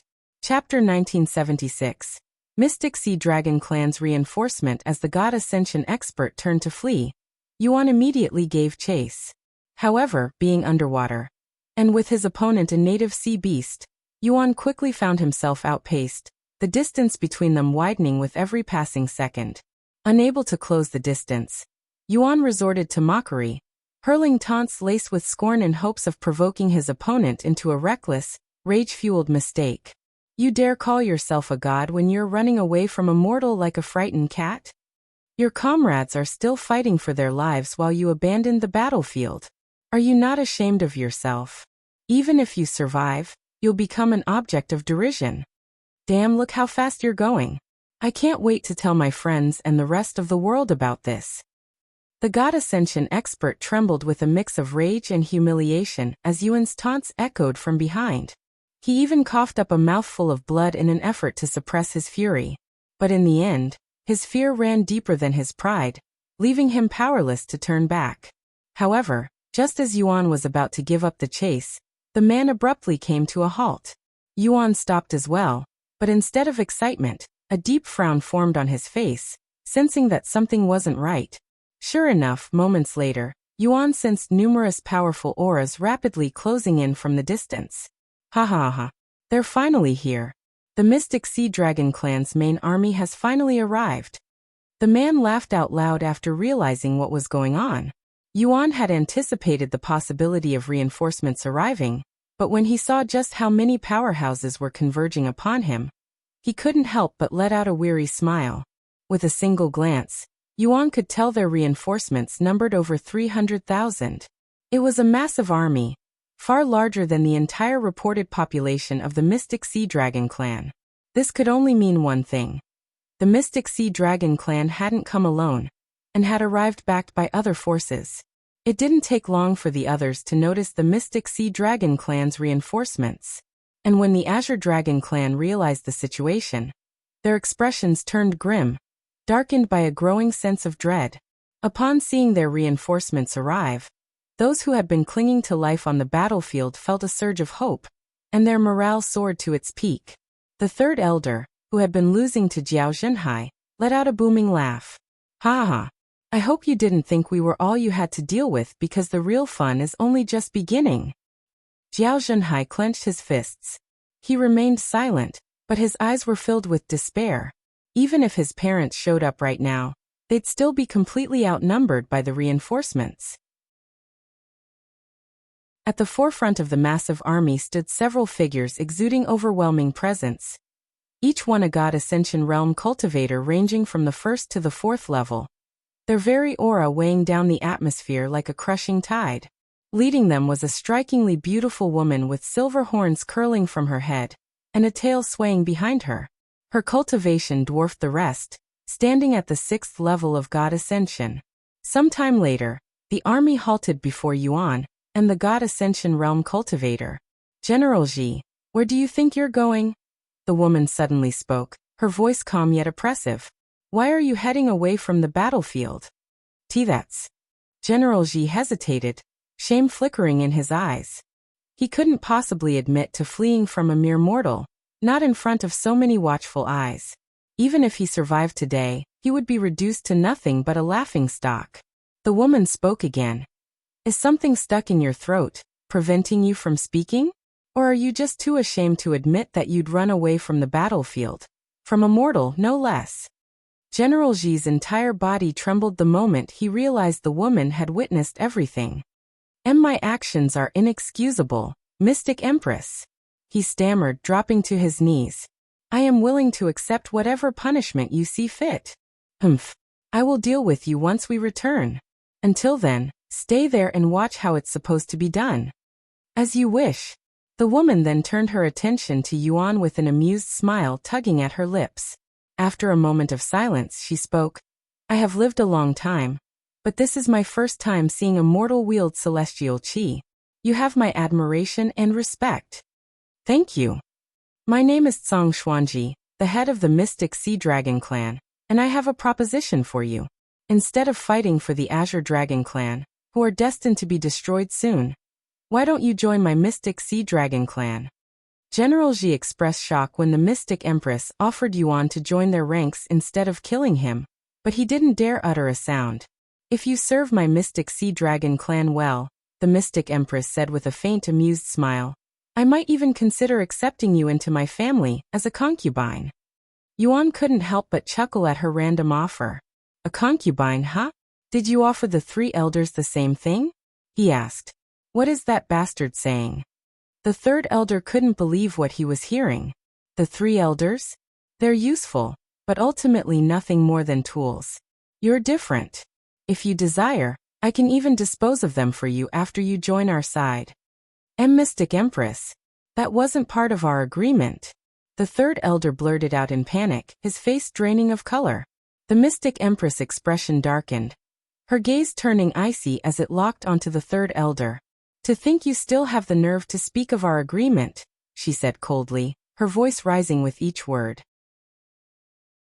Not only have you failed to obtain the tier of the Azure Heavens, but you've also forced us to abandon a plan that took many millennia to perfect. All because of your incompetence. Trash. With that final word, the Mystic Empress' voice erupted like thunder, unleashing a powerful ripple that swept across the battlefield, shaking the hearts of all who heard it. Chapter 1977. The Mystic Empress Rampage. Chapter 1977. The Mystic Empress Rampage. After hearing the Mystic Empress words, the 3rd elder fell silent, no longer daring to utter another word. Instead, he glared at Yuan with a hateful gaze. It was all because of that bastard. If he hadn't shown up, we wouldn't be in this situation.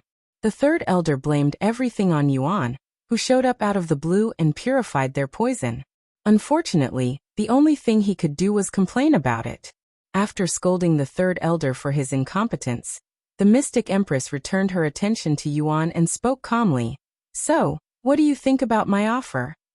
I'm flattered by it, he said. Unfortunately, I cannot join the Mystic Sea Dragon Clan. What is the reasoning behind your decision? The Mystic Empress asked with narrowed eyes. First of all, I don't belong to the Azure Dragon Clan. What? Then why are you fighting for them? They have something I want, and I am helping them to acquire it. In that case, wouldn't it be better to fight for us? Besides the tier of the Azure Heavens, I can help you get whatever you want after we defeat them. While that does make logical sense, I do not like to take things by force if I don't have to. And while I enjoy fighting, I dislike needless bloodshed. Now allow me to tell you the second reason why I cannot join you. The tier of the Azure Heavens that you're looking for. It no longer exists. What are you talking about? The Mystic Empress instantly frowned. It no longer exists because I took it and already absorbed it, so you wasted your time by coming here, Yuan said. Everyone standing behind the Mystic Empress froze, dumbfounded by Yuan's claim. A heavy silence followed as they exchanged uneasy glances with each other. If what Yuan said was true, they wasted an immense amount of time and resources. The Mystic Empress trembled slightly before speaking in a low voice. Tell me that you're joking. Yuan shrugged and said, We've already tried telling the 3rd elder, but he didn't want to believe us either. I'm sorry, but it's true. He extended his arm, and with a flicker of will, conjured a beautiful blue flame upon his palm. This is the heaven-freezing flame that I acquired from consuming the treasure. You wanted it because you knew what it really was. The heaven-chilling ice phoenix's heart, right? When the mystic Empress saw the flames flickering above Yuan's palms and heard his words, she trembled again and coughed up a mouthful of blood as numerous emotions surged through her being. Mystic Empress. You. How dare you? The mystic Empress suddenly let out a thunderous roar as her cultivation erupted uncontrollably, surging outward like a tidal wave. The immense force of her outburst instantly swept through the ranks behind her, sending her own army reeling, even damaging many who were unable to withstand the immense power of her uncontrolled pressure. Do you have any idea what you have done? What I had to sacrifice just to get here? The mystic Empress continued to scream, her voice laced with fury and anguish as her mind began to unravel, her composure quickly rumbling under the weight of rage and frustration. Mystic Empress, please, you must calm yourself. The God Ascension cultivators with her pleaded, their voices tinged with urgency and fear. Calm down. Calm down. However, it only enraged her even further. Yuan swallowed nervously. He knew it would anger her, but he never anticipated such a drastic reaction from the mystic Empress. I am going to kill you. I'll kill you all. Suddenly, the mystic Empress shot toward Yuan with blinding speed, so fast that, though his eyes followed her movement, his body couldn't react in time. Her hand clamped around his neck like an iron vice, and in the next instant, she dragged him down in a streak of fury, slamming him violently into the ocean floor with a thunderous crash. I'll get the tear of the azure heavens even if I have to forcefully remove it from your body. Even as he was pinned to the ocean floor, Yuan tried to get the mystic Empress off him by striking her with the dragon god's vengeance. However, the difference in their celestial chi was simply too overwhelming for Yuan's attacks to have any effect. It was akin to trying to break down a metal door with a toothpick. Suddenly, two figures shot toward them before working together to remove the mystic Empress from Yuan. Father! Mother! Jiao Zhenhai exclaimed after seeing his parents' arrival. Are you okay? Jiao Longfei asked Yuan. Yes.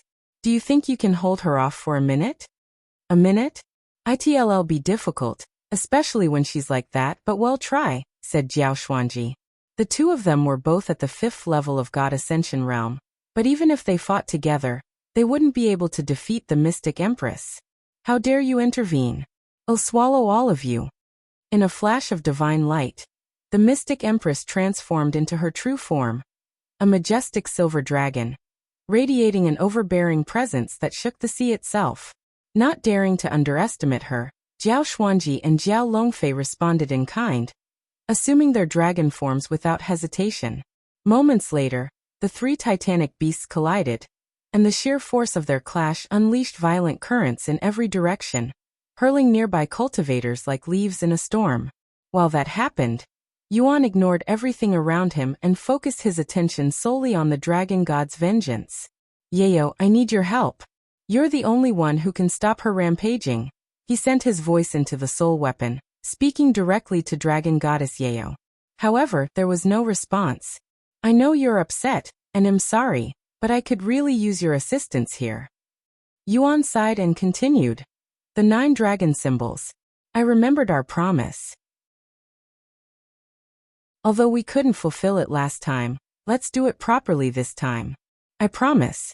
Though dragon goddess Yayo didn't speak, the dragon god's vengeance began to tremble in response.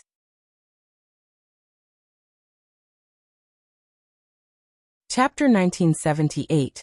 Absolute Obedience. Chapter 1978. Absolute Obedience. Get out of my way, you trash! Mystic Empress aura exploded further. At this rate, we won't be able to block her for a single minute. Jiao Longfei poured all of his celestial chi forward, but it quickly crumbled when Mystic Empress struck back. Damn! When the hell did she become so powerful? Jiao Xuanji exclaimed as she struggled to keep up. My treasure! My plans! My future! Ah! Mystic Empress Rampage grew so uncontrollably violent that both the Azure Dragon clan and the Mystic Sea Dragon clan were forced to cease fighting and retreat in a panic. Even the stray wisps of celestial qi erupting from her body were potent enough to kill anyone there instantly, leaving no one willing to remain near her wrath. Suddenly, amidst the chaos and carnage, a profound aura descended upon the ocean like a silent decree from the heavens, vast, unfathomable, and absolute. The raging tides stilled, and even mystic Empress rampaging celestial qi were forced to disperse. What is this pressure? This presence? A cultivation god. Jiao Longfei gasped, his voice trembling with disbelief as he instinctively turned toward the source of the overwhelming aura. Eyes wide with awe and fear, everyone present turned to face the source of the aura, including the mystic Empress.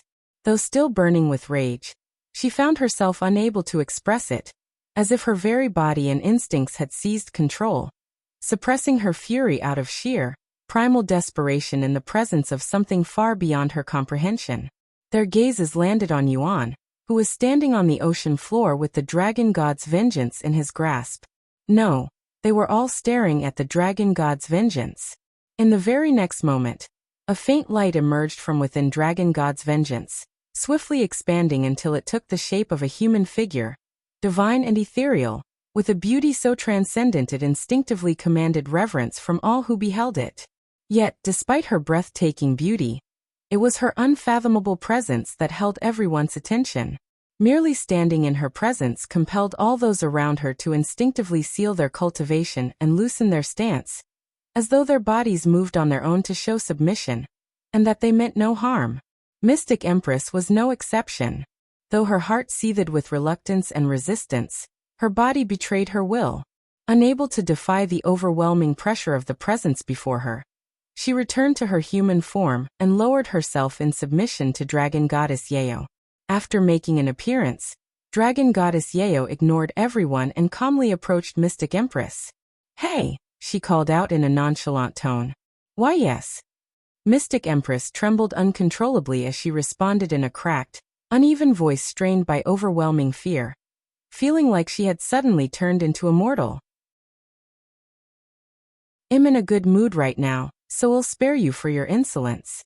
However, my patience is limited, so we'll give you and your minions 10 seconds to disappear from my sight. And don't even think about coming back in the future. Thank you for your mercy." Without daring to utter a word in defiance, Mystic Empress turned and swiftly swam away like her life depended on it, her once dominant aura now subdued and broken. As for the rest of the Mystic Sea Dragon clan, they didn't need any instructions to fall back. The Azure Dragon clan stood in stunned silence, watching their enemies retreat in haste. The scene felt surreal, like a dream too impossible to be real, leaving them to question whether their eyes were deceiving them. Dragon Goddess Yeo returned to Yuan's side and asked, "Are you satisfied? Or did you want me to kill everyone?" Yuan shook his head and said, "No, this is fine." He turned to look at Jiao Zhenhai and continued, "Though they may have plotted against the Azure Dragon clan for the tier of the Azure Heavens, this is just the nature of the cultivation world. They were undoubtedly forceful, but so was your aggression toward the Holy Dragon clan, regardless of your reasons. That said, it's not like they received no punishment. Because of their greed, they lost many powerful cultivators and immortals, greatly reducing their influence, and it's not likely they will return since you no longer have what they want." Yuan agreed to protect the Azure Dragon clan from destruction, which had achieved. As for killing everyone from the Mystic Sea Dragon clan, he never considered doing such a thing. If he, a mere human, were to erase one of the 10 royal dragon bloodlines from existence, it would undoubtedly draw even greater trouble upon him in the future than just offending the Mystic Sea Dragon clan. After a moment of silence, Jiao Zhenhai let out a heavy sigh and said, "No, I completely understand. In the end, you're just an outsider who was dragged into our conflict. We have no right to expect you to shoulder such a tremendous burden. You helped us chase away the Mystic Sea Dragon clan just like you promised, and that's more than enough. Even if they return in the future, it's a problem we must deal with ourselves." Jiao Zhenhai turned to look at the third elder, who had tried to escape with the others but was forced to stay behind, and continued, "As for you, you'll pay for betraying our family for the rest of your miserable life. Please. I was wrong. Have mercy." Yuan stopped paying attention to them and looked at Dragon Goddess Yayo. I'd love to fulfill that promise right now, but with your condition like that. Dragon Goddess Yayo interrupted. I know, you don't have to say anything. Until I recover my body, we'll put that promise on hold. However, this doesn't mean you can dilly-dally around it. Yuan nodded and said, I'll restore your body as soon as possible. Dragon Goddess Yayo returned to the Dragon God's vengeance while the rest of the Azure Dragon clan began tending to the aftermath.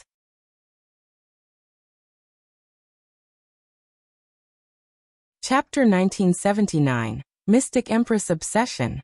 Chapter 1979, Mystic Empress Obsession. While the Azure Dragon clan worked hard to rebuild their destroyed underwater city, much of which was left in ruins by the invasion, Yuan focused on cleansing the lingering poison from the clan's remaining children. Meanwhile, the Mystic Sea Dragon clan did not stop moving at their peak speed until they escaped the water and returned to the surface. Once outside the water, Mystic Empress halted her movements and stared at the empty space before her in silence. The army behind didn't dare to disturb her, and patiently waited for her to snap out of it. After a few days of complete stillness, Mystic Empress finally moved again. She took a deep breath before releasing a profound sigh. The cultivation world is quite brutal. As the leader of one of the 10 dragon clans bearing a royal bloodline, the Mystic Empress had always believed herself to stand at the very pinnacle of the world. Never had she imagined a day would come when she'd be forced to bow her head and retreat so helplessly. Even now, she would tremble when recalling the presence she felt from Dragon Goddess Yayo. Just who was that woman? I have never felt such fear before, not even when I stood before the Great One. With her vast influence, the Mystic Empress had crossed paths with most, if not all, of the most powerful beings in the 9 heavens. Yet, not a single one had ever made her feel as utterly powerless as Dragon Goddess Yayo did. And she had done so effortlessly, merely by releasing a sliver of her aura. There's no way such a powerful entity isn't known across the 9 heavens. Somebody must know something about her.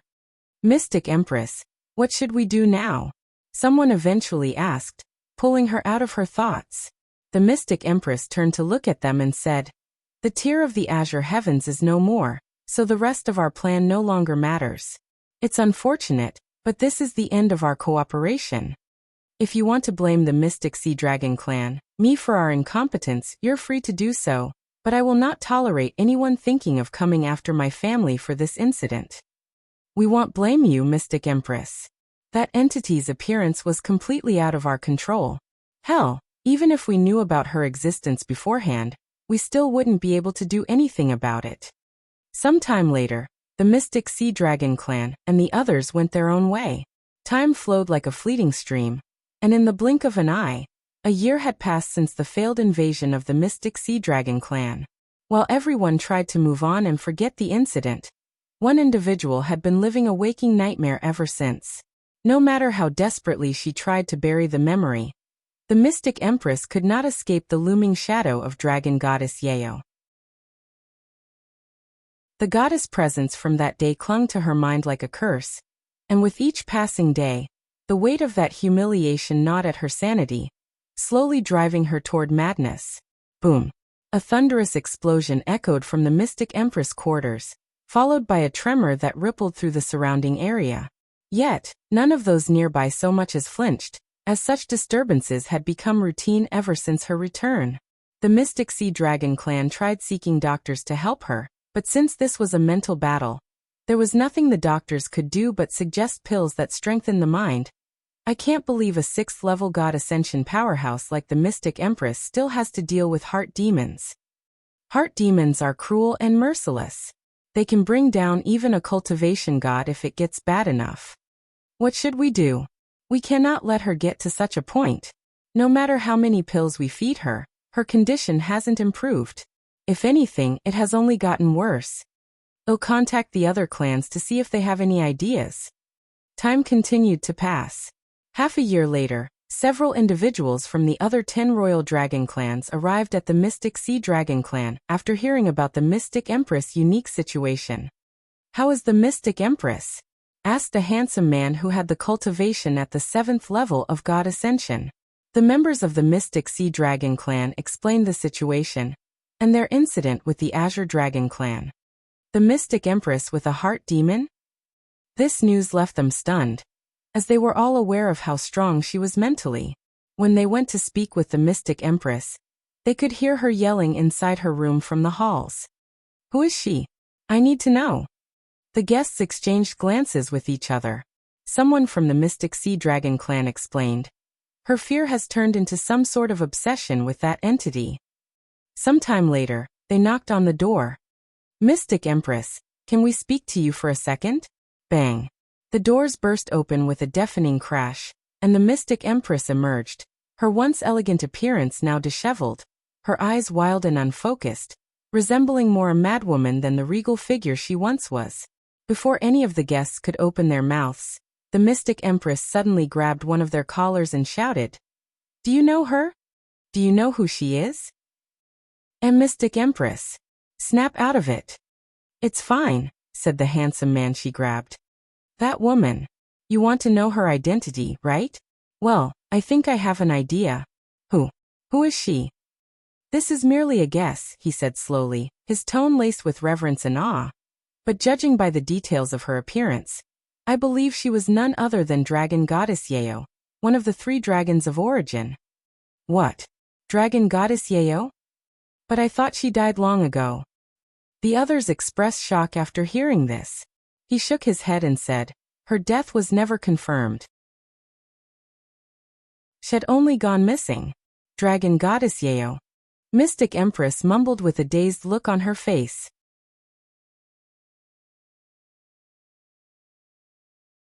Chapter 1980. 2 years later. Chapter 1980. 2 years later, the Mystic Empress became silent after learning of the identity of the entity who humiliated her. Everything finally made sense to her. If it was one of the dragons of origin, it was only natural that she was hopeless before such an entity. If Dragon Goddess Yeo has truly returned, this is huge news, said one of the guests. The others nodded in agreement. Who knows how everyone will react, especially the Great One. The Great One will probably be shaking in excitement once he hears of her return. He's always fancied Dragon Goddess Yeo, but never had any success because of the Immortal Monarch. Now with the Immortal Monarch gone, he'll definitely try again. The 9 heavens will probably get rowdy for some time. Mystic Empress, are you okay?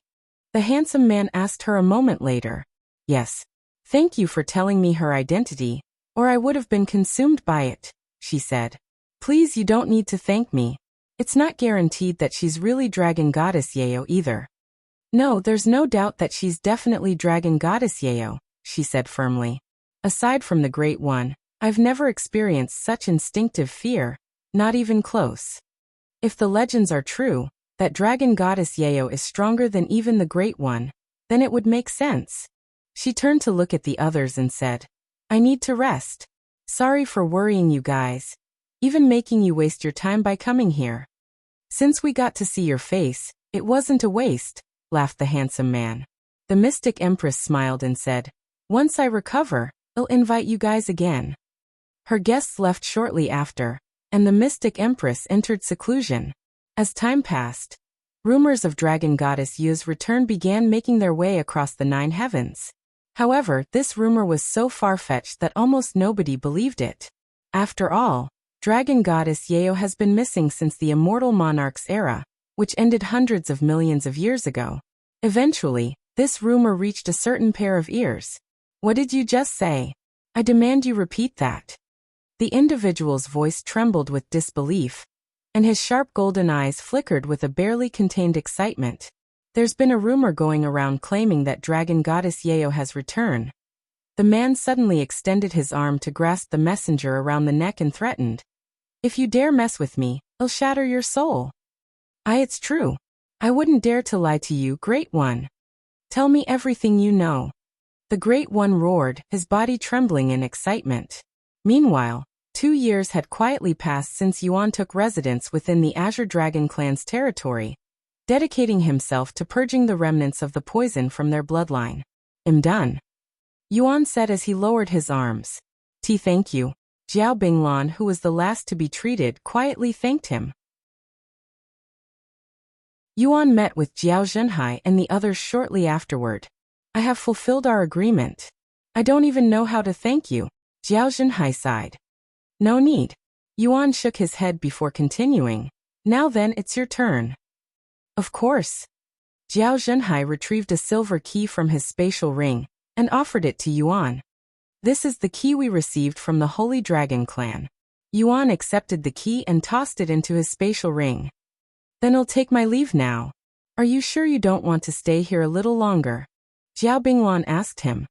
You should at least rest before you go. Jiao Binglan's attitude toward Yuan had undergone a profound transformation over the past 2 years. Once, she had wished for nothing more than his departure, but now, the mere thought of him leaving was unbearable, stirring a quiet ache that was hard to ignore. Unfortunately, she knew they were not fated to be together. Sorry, but I need to return to the Holy Dragon clan as soon as possible. Then at least let me escort you back, she said. If that's what you want. Some time later, after bidding farewell to Jiao Zhenhai and the rest of the Azure Dragon clan, Yuan began his journey back to the Holy Dragon clan escorted by Jiao Binglan and Jiao Xianbing. As they made their way back, they passed through the underwater city. 2 years ago, it had lain in ruins, destroyed by the invasion. Yet, in just 2 short years, not only had the Azure Dragon clan rebuilt it, they had refined and improved it, crafting a city even grander than before. Yuan gazed at the underwater city and smiled inwardly. Although this journey took over 2 years, ID gained a lot. Not only did he acquire the heaven-chilling Ice Phoenix's heart, which helped him complete his physique and obtain new abilities, but had even acquired 6 powerful treasures from the Azure Dragon clan. A month later, Yuan returned to the Dragon Spiral Mountain. Do you think we'll see each other again? Jiao Binglan asked him as they arrived at their destination. I'm sure we'll cross paths again in the future, he said. She silently nodded. Welcome back, Senior Envoy. The Holy Dragon Emperor greeted him at the entrance a moment later. I'm back. Jiao Binglan and Jiao Xianbing returned to the Azure Dragon clan, after confirming that Yuan had safely entered the Dragon Spiral Mountain. I'm sorry. The Dragon Emperor suddenly apologized. What for? For not being there with you when the Mystic Sea Dragon clan invaded, he sighed. The Azure Dragon clan had notified the Holy Dragon clan of the incident after the invasion had ended, so they were aware of the situation. Yuan smiled and said, Look at me. Do I look dead to you? No. Then there's nothing else to talk about, especially when it happened 2 years ago. I understand. The Dragon Emperor nodded and changed the topic. Some time later, the Dragon Emperor brought Yuan to the training grounds to meet with Shi Meili.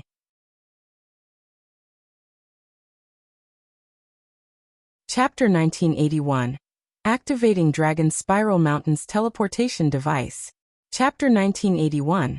Activating Dragon Spiral Mountain's Teleportation Device. When Yuan arrived at the training ground, Shi Meili was engaged in a fierce spar with one of the young dragons. What happened to her? She's improved a lot since I last saw her. Even her cultivation has soared, Yuan remarked as they watched from a distance. Shi Meili's cultivation had somehow soared to the peak of Divine Ancestor in 2 short years, and her aura had grown so exponentially that Yuan almost didn't recognize her at first. She's trained with our most experienced instructors nearly every single day for the last 2 years. It was already apparent from the very beginning that she had tremendous potential and talent, but we've underestimated how much talent was dwelling within her. After training for a year, her training progress suddenly skyrocketed toward the heavens, as if something within her bloodline awakened, said the Dragon Emperor. Honestly, I was quite surprised when it happened, he added. Her bloodline is more powerful than I'd initially anticipated. I'm really intrigued by its origins. She's closely related to the Dragon Ancestor, Yuan said. Dragon Ancestor? I wonder where he is right now. Eventually, Shi Meili defeated her opponent. Damn it. I lost again. The young dragon complained out loud. It was a good fight. Shi Meili extended her arm toward her opponent. The young dragon grabbed it and spoke with a defeated smile. You're a monster, senior sister. You only say that because you've never seen a real monster before, Shi Meili chuckled. It was at this moment that Shi Meili noticed Yuan. Speaking of the devil. She leaped from the stage and landed before Yuan. I didn't realize you'd be back today. Welcome back, Yuan. I'm back, he smiled. I've been so focused on training that it doesn't even feel that long since you left, she said. I can tell. You've worked hard. I know you just came back, but how about a spar? Why not? I might as well stretch my body before I activate the teleportation device. Yuan jumped onto the stage with Meixiu, and the two of them began sparring immediately. However, neither was going all out in the beginning, and they chatted as they fought. I heard you had to protect the Azure Dragon clan from an invasion. How was it? It was a good experience since I got to fight with immortals, and even a few god ascension experts. Wait.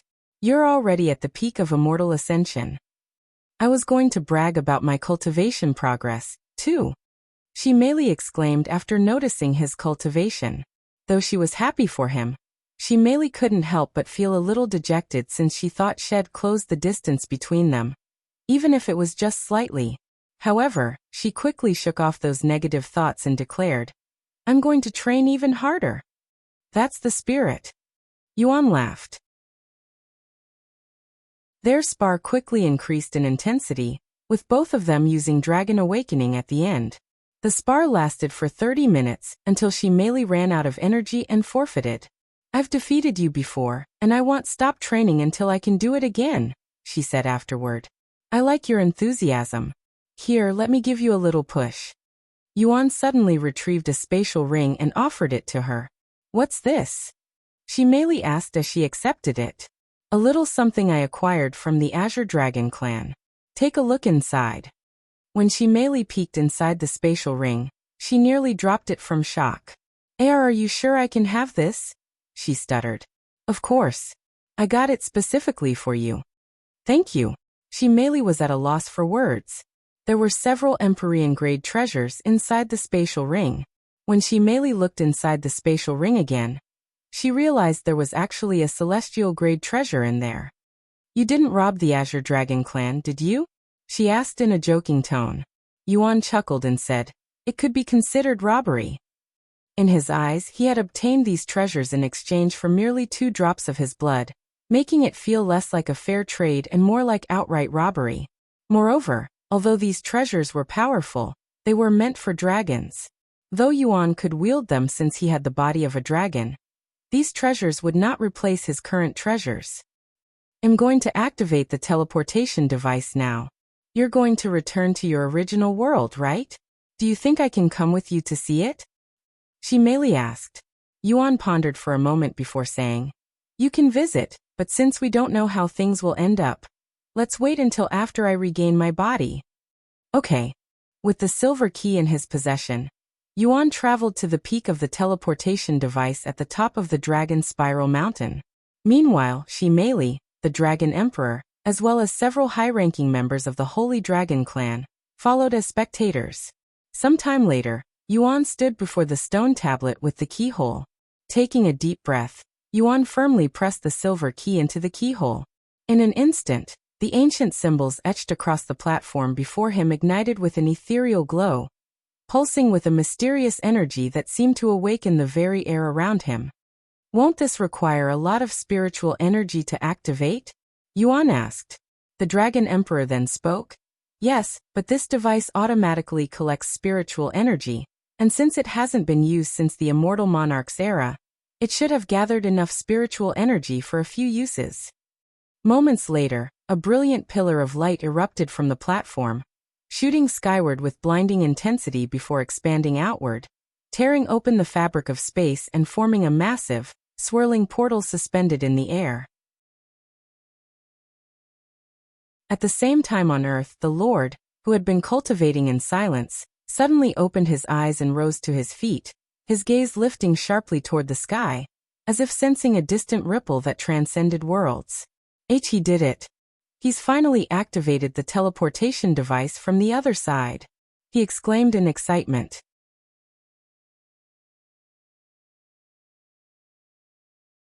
Chapter 1982. The Celestial Emperor's Interference. Chapter 1982. The Celestial Emperor's Interference. Though it was faint, The Lord could sense something trying to connect with the dragon spiral mountain on Earth. He did it. He activated the device from the other side. Not daring to waste another moment, the Lord swiftly turned and rushed into the depths of his cave. There, waiting in solemn silence, stood a circular platform and an ancient stone tablet. Without hesitation, he drew forth a golden key and inserted it into the keyhole, its surface trembling faintly in response. However, unlike the teleportation device in the seventh heaven, the one on Earth barely emitted any glow due to a lack of spiritual energy. Seeing this, the Lord gritted his teeth and roared. Not enough spiritual energy? In that case, take my cultivation. Without a hint of hesitation, the Lord channeled all of his spiritual energy into the teleportation device, even drawing directly from his dantian to fuel its activation. Empowered by the immense surge of energy, the device responded instantly, its symbols blazing to life as a radiant glow engulfed the chamber, humming with ancient power. The Lord's cultivation plummeted at a rapid rate, but he didn't care and continued as if his life depended on it. Eventually, the teleportation device erupted with a golden pillar of light, its brilliance so intense it pierced through the stone ceiling of the cave and shot into the heavens, tearing through clouds as if announcing its activation to the entire world. This phenomenon shocked everyone on Earth, with some wondering if it was the beginning of an apocalypse. Look at the sky. It got split apart. What's happening? Is this the end of the world? The Lord looked at the sky with a relieved smile. It's done, he muttered as his body collapsed onto the ground. Lord. Leah rushed over after seeing this. Meanwhile, at the seventh heaven's dragon spiral mountain. I'm going to enter the portal now, Yuan said to them. Before you go into the portal, you know that the other device must also be activated for the connection to work, right? Dragon Emperor said. Yes, I am aware. I have someone on the other side. If you say so. Good luck. Yuan nodded and flew toward the sky, disappearing into the portal. At the same time, somewhere in the ninth heaven, Your Majesty, somebody activated the Dragon Spiral Mountain's teleportation device. A man draped in a majestic golden robe stood at the edge of a floating island, upon which a vast and imposing palace loomed behind him. His gaze was fixed downward, piercing through clouds and distance, as if observing the world far below with eyes that saw more than mere mortals ever could. I am aware. Send the heavens mandate to investigate and shut it down, said the Celestial Emperor. As Your Majesty commands. Dragon Spiral Mountain. Is it just a coincidence? No, there's no such thing as a coincidence when it comes to him. The Celestial Emperor muttered. After stepping into the portal, Yuan was instantly consumed by a rushing torrent of distorted space. He hurtled through the rift at incredible speed, his body suspended in a void where time and direction lost all meaning, and he had no control over his movements. Normally, teleportation occurred in the blink of an eye. However, the distance between the 9 heavens and Earth was so unfathomably vast that even space-bending travel required time to traverse. A few minutes after Yuan vanished into the portal, the skies above Dragon Spiral Mountain trembled, and a second, even larger portal tore open the heavens. From its swirling depths, an overwhelming army descended, immortals and god ascension experts alike, their presence shaking the land with divine pressure. Noticing this, everyone at the Dragon Spiral Mountain halted their movements and looked toward the sky. I am General Wang of Heaven's Mandate. Under His Majesty, the Celestial Emperor's command, we have come here to investigate your reason for activating the Dragon Spiral Mountain's teleportation device. The man leading the army, a 9th-level god ascension powerhouse, demanded an answer. The Holy Dragon Emperor fearlessly approached the army and spoke. Since when did the Celestial Emperor take interest in the affairs of our Royal Dragon clan? Since now. Is that so? In that case, our reason is simple. We activated the teleportation device simply because we can. As far as I'm aware, it's not against the law to do so. It's not, but the Celestial Emperor wants you to shut it down, and his words are the law in the 9 heavens. Perhaps that may be the case for you humans, but we're the Holy Dragon clan. We only follow the command of Dragon Goddess Yeo. The Celestial Emperor should know better than to send a bunch of dogs to bark at us. Leave if you don't want any trouble. Insolence! The general roared, laced with fury and disdain. Even as the Dragon Emperor, you do not have the right to speak so brazenly. Shut down the teleportation device immediately.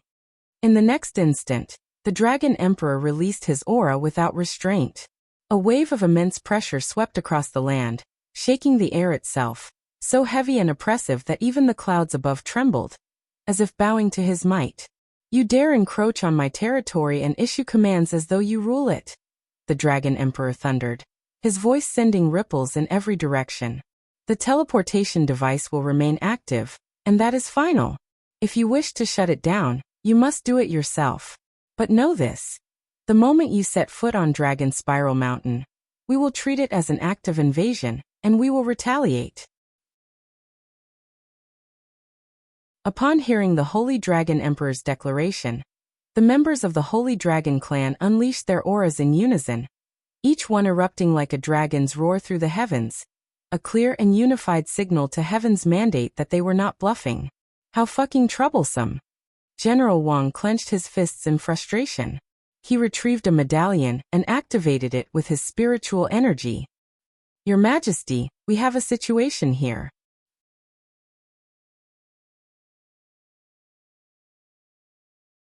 Chapter 1983. Heaven's Will. Chapter 1983. Heaven's Will. Following the Holy Dragon Emperor's firm refusal to comply, General Wang was left with no choice but to contact the Celestial Emperor for further instructions. The situation had grown too delicate, and any misstep could ignite a conflict that would affect not just the Celestial Emperor, but the entire Nine Heavens. The Heavens Mandate certainly possessed the manpower to annihilate the Holy Dragon clan if they so wished, but doing so would be no different than striking down a foreign diplomat protected by immunity, and they'd have to answer to the other royal dragon clans. While the Celestial Emperor stood as the single most powerful and authoritative figure in the Nine Heavens, his reach was not absolute. There existed powers beyond even his command, most notably the 10 royal dragon clans. As dragons, they stood at the very pinnacle of the beast world, alongside the Phoenix bloodline and a handful of other ancient bloodlines. And as royals among dragons, they possessed the ability to command all lesser dragons beneath them. If the 10 royal dragon clans were ever to clash against the Celestial Emperor, it wouldn't be a battle against 10 clans alone. It would mean facing the united might of nearly all the dragons in existence, along with countless powerful beings loyal to their cause. Even for the Celestial Emperor, such a conflict would be a calamity of unimaginable scale. Even if the 10 royal dragon clans were not allies of each other and often clashed among themselves, they would never allow an outsider, especially a human, to trample upon one of their own bloodlines. In other words, internal strife was acceptable, even natural, but any external aggression was seen as an unforgivable affront to the dragon race itself. What should we do, Your Majesty? The Holy Dragon Emperor refuses to cooperate and declared war if we tried to stop the teleportation device. General Wang explained the situation to the Celestial Emperor. After a brief moment of silence, the Celestial Emperor spoke. Let me speak with the Dragon Emperor. General Wang turned his gaze to the Dragon Emperor and spoke. His Majesty, the Celestial Emperor, wishes to speak with you. He tossed the medallion to the Holy Dragon Emperor. This is the Holy Dragon Emperor speaking. Holy Dragon Emperor, let's not make things difficult. I don't want to, but if you want me to deactivate the teleportation device, I will have to. Is it because you're trying to protect someone? That is none of your business. No, it is my business, the Celestial Emperor said coldly. The one you're so eager to protect, if left unchecked, he will become the very catalyst for the Nine Heavens' collapse. And as the Celestial Emperor, it is my duty to protect this world. The Holy Dragon Emperor smiled at the Celestial Emperor's words and calmly responded, You have your duties just as I have my own. I'm sorry, Celestial Emperor, but you will not change my mind. After a moment of silence, the Celestial Emperor released a faint sigh before speaking again. I always thought you were one of the wiser dragon emperors, but it appears I have been mistaken this entire time. I really don't want to do this, but you force my hands. The other royal dragon clans will be upset for a while, but they won't do anything hasty while I have the royal phoenix clans on my side. In the next moment, an invisible ripple spread across the skies above Dragon Spiral Mountain, distorting space itself. It exuded a profound and unfathomable pressure, one so deep and divine that it felt as though heaven itself were trying to make an appearance. Then, the word execute blazed into existence across the heavens, etched in radiant light, vast and commanding, as if carved directly into the fabric of the sky itself, and it hung there like a divine decree. Seeing this, General Wang smiled and declared loudly, "Heaven has spoken. Follow the Celestial Emperor's command and destroy the teleportation device. Execute anyone who dares to try and stop us." He pointed his sword toward the Dragon Spiral Mountain and roared, "Execute heaven's will." Rhea. Behind him, the army erupted with a deafening war cry that shook the very heavens. With weapons drawn and killing intent surging, they descended upon Dragon Spiral Mountain like a merciless storm. In response, the Holy Dragon Emperor unleashed a thunderous roar, his voice reverberating through every corner of Dragon Spiral Mountain like a divine command. "Teach these intruders the price of defiling our sacred land. Slay all who dare to stain our home with their presence. For Dragon Goddess Yeo." Thousands of dragon roars erupted at once, shaking the heavens and the sea below. In a breathtaking surge, every member of the Holy Dragon clan, young dragons, elders, even the humble servants, took to the skies with unwavering resolve. What should I do?" She Meixiu cried out, her voice trembling with panic as the skies erupted into chaos around her. The sudden descent into all-out war left her completely overwhelmed and frozen in place. "This is not your fight. Find a safe place to hide until Xuan returns." The Holy Dragon Emperor's voice suddenly resounded in her head through voice transmission. Beep. She Meixiu hesitated following this instruction. How could she run and hide while everyone else fought? Moreover, they were fighting for Xuan. No. There's no way I can cower in a corner while everyone else fights for him. She Meixiu wore all of the treasures Xuan had recently given her, and joined the battle shortly later. As for the Dragon Emperor, he also entered the battle after sending his message to Shi Meixiu, clashing with General Wang. Although the Holy Dragon clan vastly outnumbered the soldiers of Heaven's Mandate, sheer numbers meant little in the face of overwhelming cultivation. Every member of Heaven's Mandate was at least a bronze immortal, and with that power, they effortlessly suppressed the Holy Dragon clan, pushing them back with ease despite being outnumbered.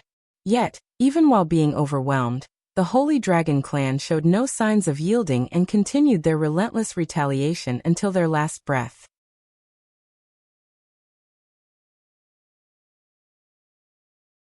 Chapter 1984. Defend the Dragon Spiral Mountain. Chapter 1984. Defend the Dragon Spiral Mountain. How long have I been in here? Xuan mumbled to himself as his body continued to travel through the space rift, feeling like it'd been ages since he entered the portal. However, in reality, it'd only been a few minutes since he entered. Wait a second. This might be an opportunity to train my power of the void. Realizing this, Xuan stopped thinking about the passage of time and focused solely on the void around him. With nothing to do but train his power of the void, Xuan focused entirely on it, eventually forgetting that he was in a space rift and traveling back to Earth. Only an hour had passed since Heaven's Mandate began their invasion, yet more than half of the Holy Dragon clan had already fallen. The majority were young dragons and servants, those without the cultivation to survive such a brutal onslaught. Look around you. This is the result of your foolish defiance, Holy Dragon Emperor. General Wang exclaimed with a vicious smile on his face. Did you really think the Holy Dragon clan could stop Heaven's Mandate, the strongest army in the 9 heavens? Of course not, the Dragon Emperor calmly replied. Then you must believed your royal bloodline would make the Celestial Emperor hesitate. Unfortunately for you, that didn't work out either. You won't understand it even if I were to break it down for you. I don't need to understand it, nor do I want to. The clash between the Dragon Emperor and General Wang, 2 peak god ascension powerhouses, was so catastrophic that even the ripples from their blows carried enough force to instantly obliterate an immortal upon contact. To prevent their battle from decimating allies and enemies alike, they erected a barrier of celestial qi around themselves. As for Meixiu, she had managed to survive, though just barely, thanks to the protective treasures Xuan had given her. But mere survival was all she could manage. Against immortals, her attacks were like droplets against stone, ineffective and easily brushed aside. Damn it all, they're too powerful. She muttered through clenched teeth, frustration burning in her chest like fire. Her hands trembled, not from fear, but from the unbearable weight of her own powerlessness. If only I were a little stronger. Meixiu cried out inwardly, frustration and helplessness twisting in her chest. But before the thought could fade, a wave of killing intent crashed over her like a cold tide. Die! An immortal soldier charged straight at her, blade gleaming with killing intent. Meixiu turned weakly toward the threat, but her body refused to move, too drained and battered. She couldn't even lift a finger to defend herself, much less avoid it. Ah! Is this the end for me? I'm sorry, Xuan, but this will be the end of my journey with you. It was fun. Meixiu closed her eyes, having fully accepted her fate. However, moments later, the death she anticipated did not arrive, prompting her to open her eyes again. Ha! You are. Just as the fatal blow was about to land, two figures appeared before Meixiu like flashes of divine light. One stood firmly in front of her, effortlessly blocking the immortal's attack, while the other moved like a shadow, reappearing behind the soldier and striking him down in a single, precise motion. These two were none other than Yin and Yang, elite members of the evil god's shadow army. Sorry it took so long. We had to alert the others. Everything will be okay now. Reinforcements have arrived, said Yang. In the very next moment, countless rifts tore open across the sky above Dragon Spiral Mountain, and from within them emerged several hundred figures, each cloaked in deep black robes that obscured their features. However, their aura was unmistakable and ominous, and their sudden appearance made the heavens' mandate halt their advancement. The Shadow Army. The evil god's shadow army has made an appearance. Someone suddenly shouted. What? General Wang exclaimed. He halted his fight with the Dragon Emperor to confirm it for himself. Evil god's shadow army? The Holy Dragon Emperor frowned, unaware whether this new force was friend or foe. Suddenly, a cold voice thundered across the battlefield. Shadow Army, slaughter Heaven's mandate and protect the Dragon Spiral Mountain. Following the command, the members of the evil god's shadow army descended upon the soldiers of Heaven's mandate, instantly turning the tide against them. Seeing this, General Wang retrieved another medallion and hastily activated it. Why, Your Majesty? We have an emergency. The evil god's shadow army has shown up to defend the Dragon Spiral Mountain. The Celestial Emperor, who had just received this news, sighed. As I figured, this was no coincidence. Upon confirming Yuan's involvement, the Celestial Emperor cast aside what little hesitation remained. With a swift motion, he retrieved a golden medallion etched with the words, Heaven's Will. Raising it high, his voice boomed with divine authority. The evil god's shadow army has revealed itself. Heaven's mandate, 3rd Squad, assist the 7th Squad immediately. A few minutes after the Celestial Emperor's command, the skies above Dragon Spiral Mountain split once more. More portals tore through the heavens, and from them descended the 3rd Squad of Heaven's mandate. Each soldier a golden immortal at minimum, their auras blazing like falling stars as they rushed to reinforce the embattled 7th Squad. Meanwhile, Yuan's eyes suddenly snapped open. In the vast expanse of the void ahead, a flicker of white light shimmered into view. Within moments, it expanded rapidly, growing brighter and closer as his body was irresistibly drawn toward it. A few moments later, Yuan's body was completely engulfed by the radiant light, his vision drowned in pure whiteness. But then, as the brilliance faded, he found himself suspended beneath a vast blue sky, surrounded by drifting clouds, and the silence of the void was gone, replaced by the gentle breath of the wind and the soft glow of sunlight. With a smile on his face, Xuan announced out loud, I'm back.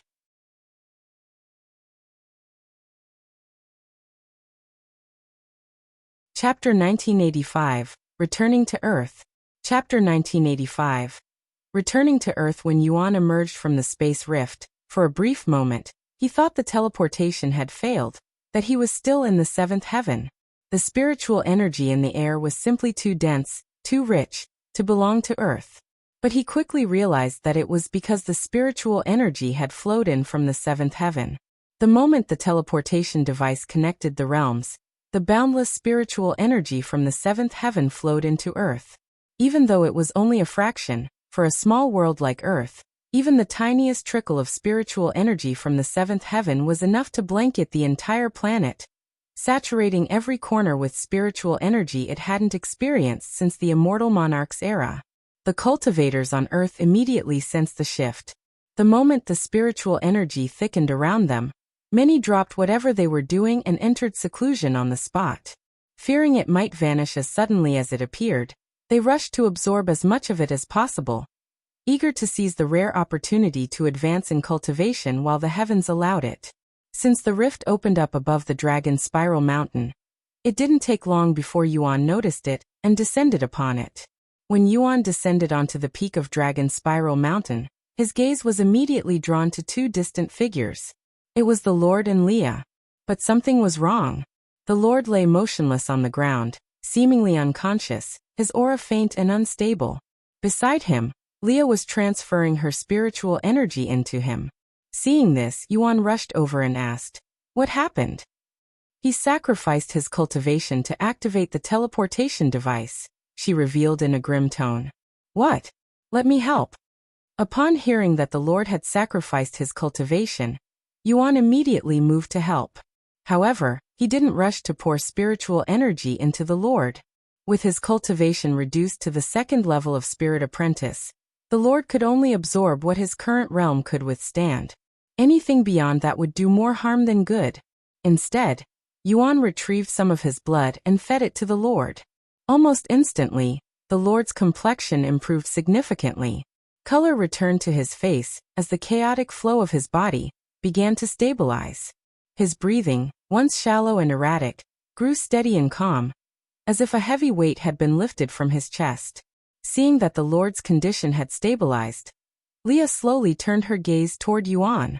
The moment her eyes met his, they widened in astonishment. He looked completely different, taller, sharper, more refined. But it wasn't just his appearance. His aura. It was vast, boundless, and utterly unfathomable to her. It was as if she were staring at a stranger wearing the face of someone she once knew. Someone who had soared far beyond her reach. "Are you really Yuan?" she couldn't help but mutter. "I know it's been a few years since we last saw each other, but I can't have changed that much, right? Your face hasn't changed much. I was talking about everything else. Your scent, aura, everything." Yuan smiled and said, "Where are the others?" "Probably still training in the 9 heavens. They rarely return to Earth these days," she said. "Then I'll leave for now. I'll come back once I get back into my real body." Then, he soared through the sky and returned straight to his home, landing softly on the familiar balcony just moments later. Stepping inside, a wave of warmth washed over him. There, in the quiet of the room, lay his physical body, resting peacefully beside Liuxiang. But to his surprise, Meixiu was there as well, resting on the same bed, her expression gentle and serene. "So, how does this work? Do I jump inside my own body or something?" Yuan questioned out loud. Yuning then said, "Since your soul was separated using the soul transference array, we'll likely need to undo the formation first. Do you think you can do it?" "I can try, but it'll need some time to analyze the formation first." "Go ahead. I'll even lend you my body," said Yuan. The next moment, Yuning took over Yuan's soul avatar and began examining Yuan's real body. "This formation is much more complicated than I'd anticipated," she muttered after a single glance at the formation. Half an hour later, Yuning spoke. "I think it's doable.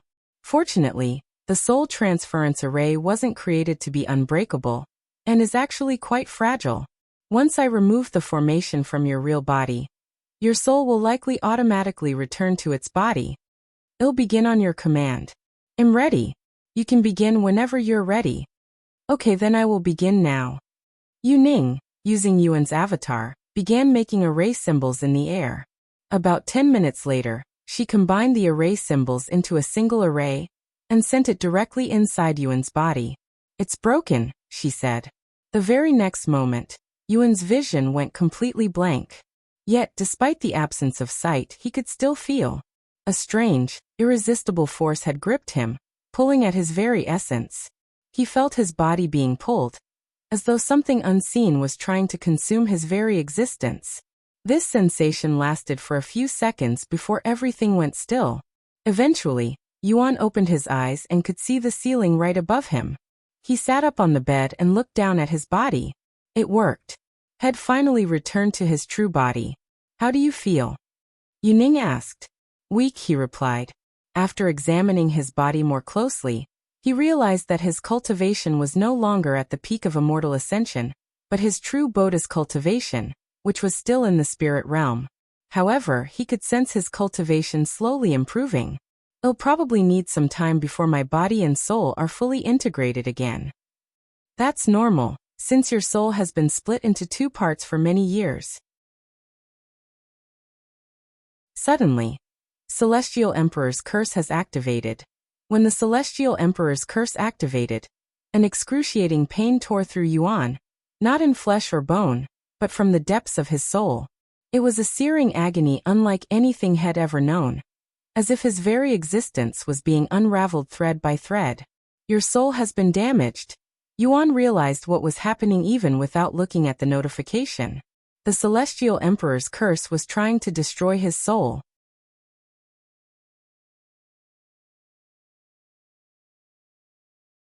Chapter 1986. Unbreakable Will. Chapter 1986. Unbreakable Will. "Young master, are you okay?" Yu Ning and the others exclaimed, their voices filled with horror. "The Celestial Emperor's curse is trying to destroy my soul." "What? Then you should hurry up and destroy the curse using the sacred chalice of purification," Liuxiang urged. However, Yuan shocked them by shaking his head and saying, "No, this is exactly what I have been waiting for." "That doesn't make any sense." But Yuan didn't respond and fell silent after entering cultivation. This left the others flabbergasted. None of them could understand why Yuan was waiting for his soul to be attacked. If Yuan's soul hadn't been fortified through his many reincarnations, the Celestial Emperor's curse would have instantly shattered his soul, killing him completely. However, because his soul has existed since the primordial era and has been tempered for billions of years, not even the Celestial Emperor could easily destroy it. Moreover, Yuan has been training Heaven's indomitable soul for years now, which has strengthened his soul even more. Yet, despite this, the Celestial Emperor's curse was relentless and extremely powerful, one of the most powerful curses in the 9 heavens. The curse continued to gnaw at Yuan's soul, causing him incredible pain. And no matter how powerful his soul was, it wasn't indestructible, especially since he hadn't even reached the God Ascension realm. Slow but surely, the Celestial Emperor's curse was destroying his soul. Despite his soul on the verge of being destroyed, Yuan didn't do anything to stop it, allowing it to happen. His puzzling actions greatly worried his companions. A destroyed soul wasn't the same as a destroyed body, and his regeneration ability had no effect on his soul, so if it were truly to be destroyed, he'd die for sure. Meanwhile, in the Celestial Emperor's palace, the Celestial Emperor could sense the activation of his curse. So he managed to reunite his soul with his body. However, as long as my curse is on you, you will not live long enough to return to the 9 heavens. Almost half an hour has passed since Yuan began resisting the Celestial Emperor's curse. "It's time," he muttered in a low voice. The very next moment, Yuan stopped resisting the curse, allowing it to complete its assault on his soul. His soul, which was already on the verge of destruction, began to crack, causing him to cough up several mouthfuls of blood. "Young master, what are you doing?" Liuxiang cried out loud. However, Yuan was too focused to even hear her voice. Then, Yuan's body collapsed onto the bed, and his aura completely vanished. "Young master." Liuxiang and the other emerged from his dantian. "He's dead." Liuxiang couldn't believe it. Lan Yingying clenched her fists, unsure of what to say. "Calm down, you dumb pigeon." A calm voice suddenly resounded. This voice. Dragon Goddess Yayo? You should have been with him for long enough to know that he wouldn't do something like this without a reason. That's... Liuxiang fell silent. Dragon Goddess Yayo was right. Yuan wouldn't do something as foolish as killing himself. Just as they began to calm down, Yuan's body suddenly became enveloped by a golden shimmer. It was faint at first, but it eventually became so intense that it illuminated the entire room. A few minutes later, Yuan slowly opened his eyes. Young master. Liuxiang cried tears of happiness after seeing Head returned. He showed them an apologetic smile and said, "Sorry for not warning you ahead of time. You really scared me there for a second. What happened anyway?" Liuxiang asked. "I'll answer your questions later. Right now, I have to deal with the Celestial Emperor's curse." Though he may have restored his soul, the Celestial Emperor's curse continued to haunt him and attempted to destroy his soul again. Yuan retrieved the sacred chalice of purification and fed his blood to it. Unlike the others, whose curses were almost instantly cleansed by the sacred chalice of purification, the Celestial Emperor's curse clung stubbornly to Yuan's soul. However, no matter how powerful the Celestial Emperor's curse was, it was ultimately eliminated by the chalice. Cough. In the Celestial Emperor's palace, the Celestial Emperor coughed up a mouthful of blood when his curse was destroyed. "Your Majesty." The people around him panicked when they saw this. "I'm fine," he roared. He looked at his blood on the ground and clenched his fists in frustration. "You're even harder to kill than a damn cockroach. Why must you continue your pointless struggle? You will never defeat them." After purifying the Celestial Emperor's curse, the sacred chalice of purification began purifying the other curses that afflicted Yuan. However, these curses were much more powerful than the Celestial Emperor's curse. Yuan wasn't surprised about these curses since he had been warned about them before. In essence, most of them were natural curses that had followed him from his previous lives. Shortly after Yuan purified the Celestial Emperor's curse, the surrounding spiritual energy surged toward him like a flood, consumed by his body at a terrifying rate, even though he wasn't actively cultivating. With the curse lifted, the seal that had silently suppressed his potential was gone. His cultivation speed, once shackled, had returned to its natural state. The Celestial Emperor is definitely aware of the situation. "We need to return to the 9 heavens as soon as possible," he said as he jumped off the bed. Before leaving, he looked at Liuxiang and Meixiu and mumbled, "Let's meet again in the 7th heaven."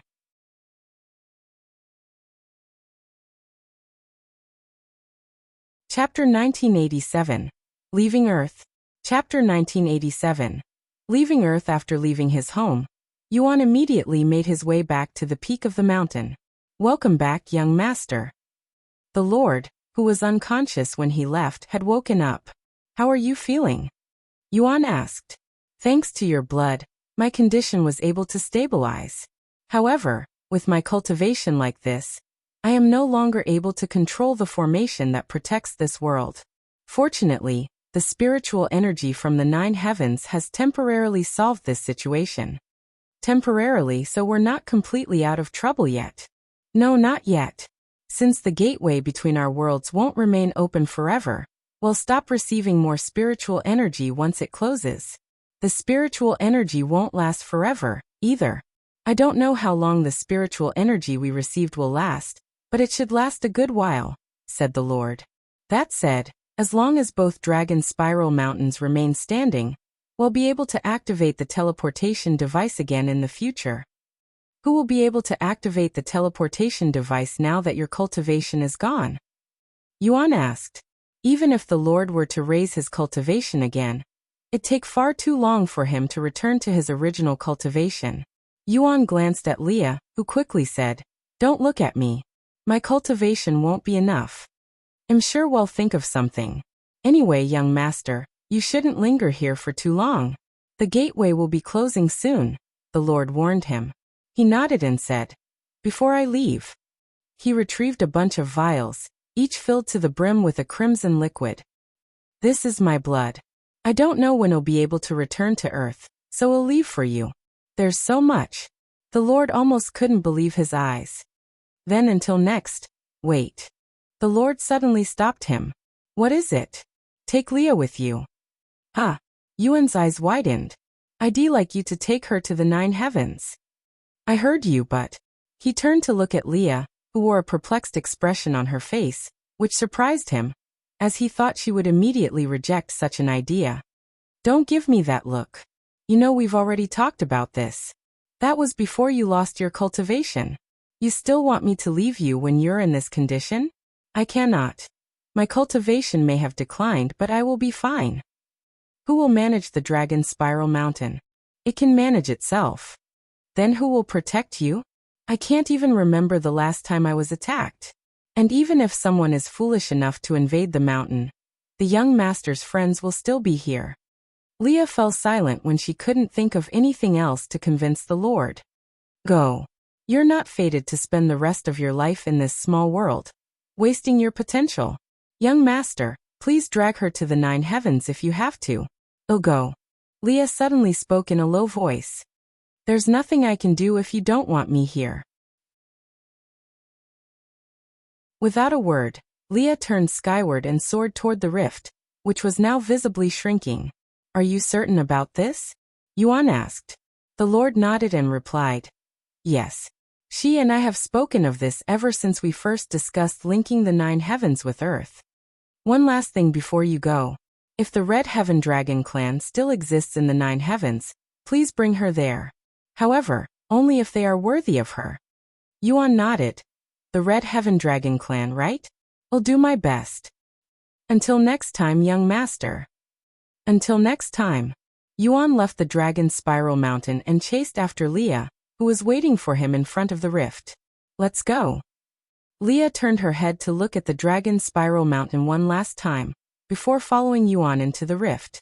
Meanwhile, in the 7th heaven, the battle between the Holy Dragon Clan, the evil god's shadow army, and Heaven's Mandate neared its end.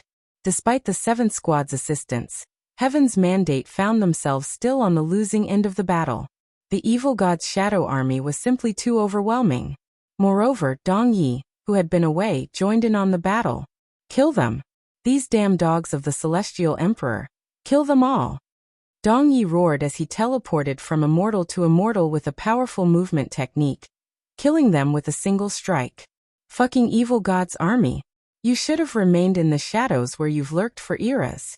But now that you've revealed yourselves, we will come for you with the full might of our wrath. General Wang roared. Ha ha ha. I'd love to see you try. Dong Yi laughed.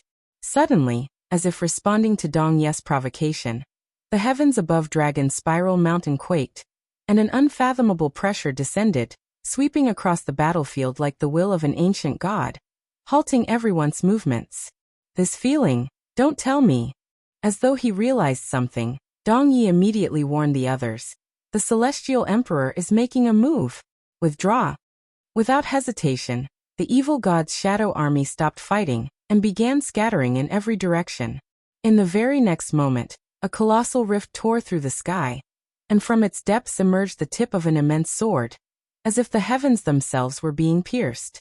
Realizing the situation, the Holy Dragon Emperor gritted his teeth in anger. That technique. Are you really going that far, Celestial Emperor? Holy Dragon Clan, you should also withdraw if you don't want to die to it. This isn't something any of us can handle. Dong Yi warned them. Yet, they remained on the battlefield, unwilling to leave.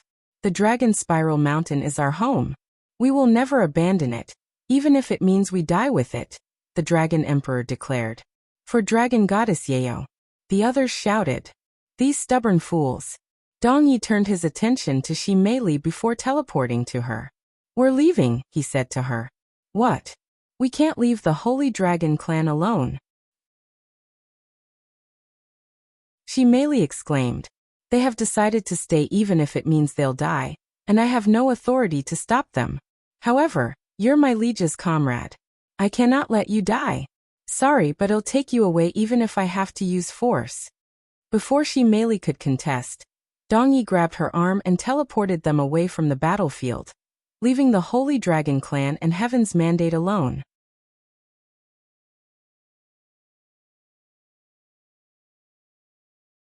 Chapter 1988.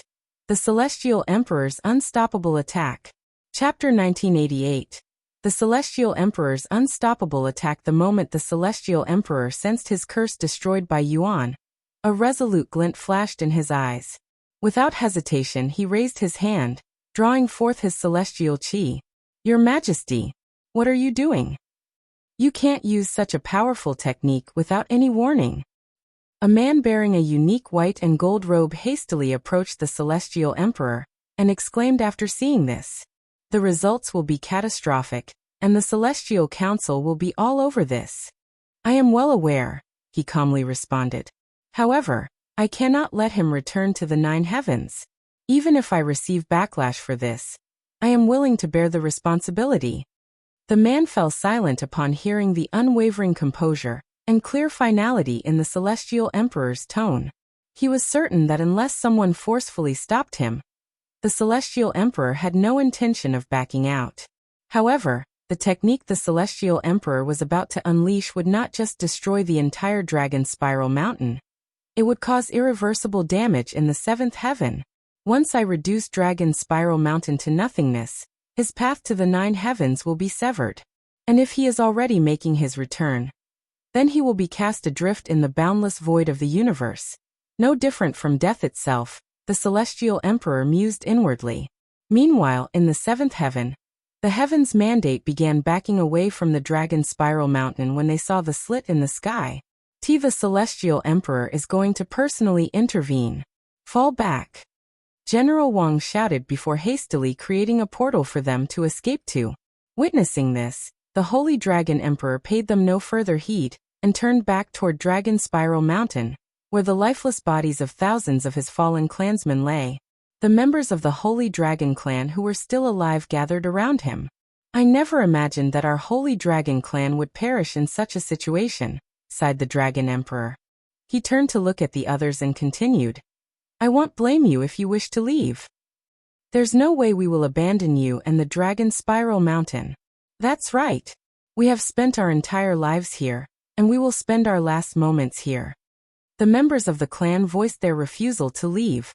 The Holy Dragon Emperor smiled and said, "In that case, we might as well spend our last moments trying to protect our home." He turned his gaze to the colossal sword in the sky, now descended more than halfway through the rift, its presence looming like a divine judgment. "That is the Celestial Emperor's divine judgment, right? Despite being in this world for over 1,000,000 years, this is actually my first time seeing it," one of the elders remarked. The ultimate execution technique, powerful enough to kill even a 9th-level God Ascension cultivator with ease. This will sound weird, but it feels like an honor to die to such a magnificent technique. Once the Holy Dragon Clan had mentally prepared themselves, they charged toward the sky in preparation to fight against the divine judgment. Meanwhile, countless eyes across the 7th heaven, and even those gazing down from the 8th and 9th heaven, watched the unfolding scene in stunned silence. The earlier battle had already stirred the realms, but none had foreseen that the Celestial Emperor himself would take action. What did the Holy Dragon Clan do to incite the Celestial Emperor's wrath? Who were those individuals in black? They appeared out of the blue and nearly defeated the invincible Heaven's mandate. These people were full of questions and speculations. Meanwhile, the other royal dragon clans had already mobilized, dispatching emissaries to the Celestial Emperor's palace with urgent demands to cease his assault on the Holy Dragon Clan. Unsurprisingly, the Celestial Emperor had sealed the doors to his palace and completely ignored their demands. This enraged the royal dragon clans, yet they were powerless to prevent the Celestial Emperor from obliterating Dragon Spiral Mountain. All they could do was bide their time and prepare to seek retribution once the deed was done. At last, the Celestial Emperor completed the technique and, with unwavering authority, swept his arm downward. In that instant, the sword hanging in the heavens surged with power and plunged forth. Its descent no longer gradual but swift and absolute. The sheer pressure radiating from the sword was so overwhelming that all cultivators below the God Ascension realm, from the Holy Dragon Clan, plummeted from the sky like helpless flies. Even the Dragon Spiral Mountain began to sink into the waters beneath it, crushed by the weight of its descent alone. "This is really too much," The Holy Dragon Emperor muttered as he struggled to stay in the air, much less fight it. Those strong enough to withstand the pressure unleashed their most formidable techniques upon the descending sword, shaking the heavens and earth with their onslaught. Yet their efforts were in vain. The blade remained unscathed, as if they were hurling raw eggs against an immovable mountain. The Holy Dragon Emperor suddenly charged toward it, his form erupting into that of a colossal silver dragon. With a thunderous roar, he lunged at the descending sword and sank his fangs into it, desperate to halt, or at least slow, its relentless fall. The others followed suit, but alas, their efforts were futile against the Celestial Emperor's overwhelming prowess. Just as the sword was about to bring ruin upon Dragon Spiral Mountain, a faint sigh echoed through the heavens, soft yet boundless. Then the space just above the peak of the Dragon Spiral Mountain warped and twisted, and like a ghost drawn from the void, a solitary figure draped in black robes and a face veil appeared out of thin air. This figure exuded an unfathomable presence far beyond the Holy Dragon Emperor, and just their presence alone was enough to slow down the descending sword. This presence? It can't be. Gasps of shock rippled through the spectators as they beheld the sudden arrival of a figure who had reached the pinnacle of cultivation. The appearance of a cultivation god.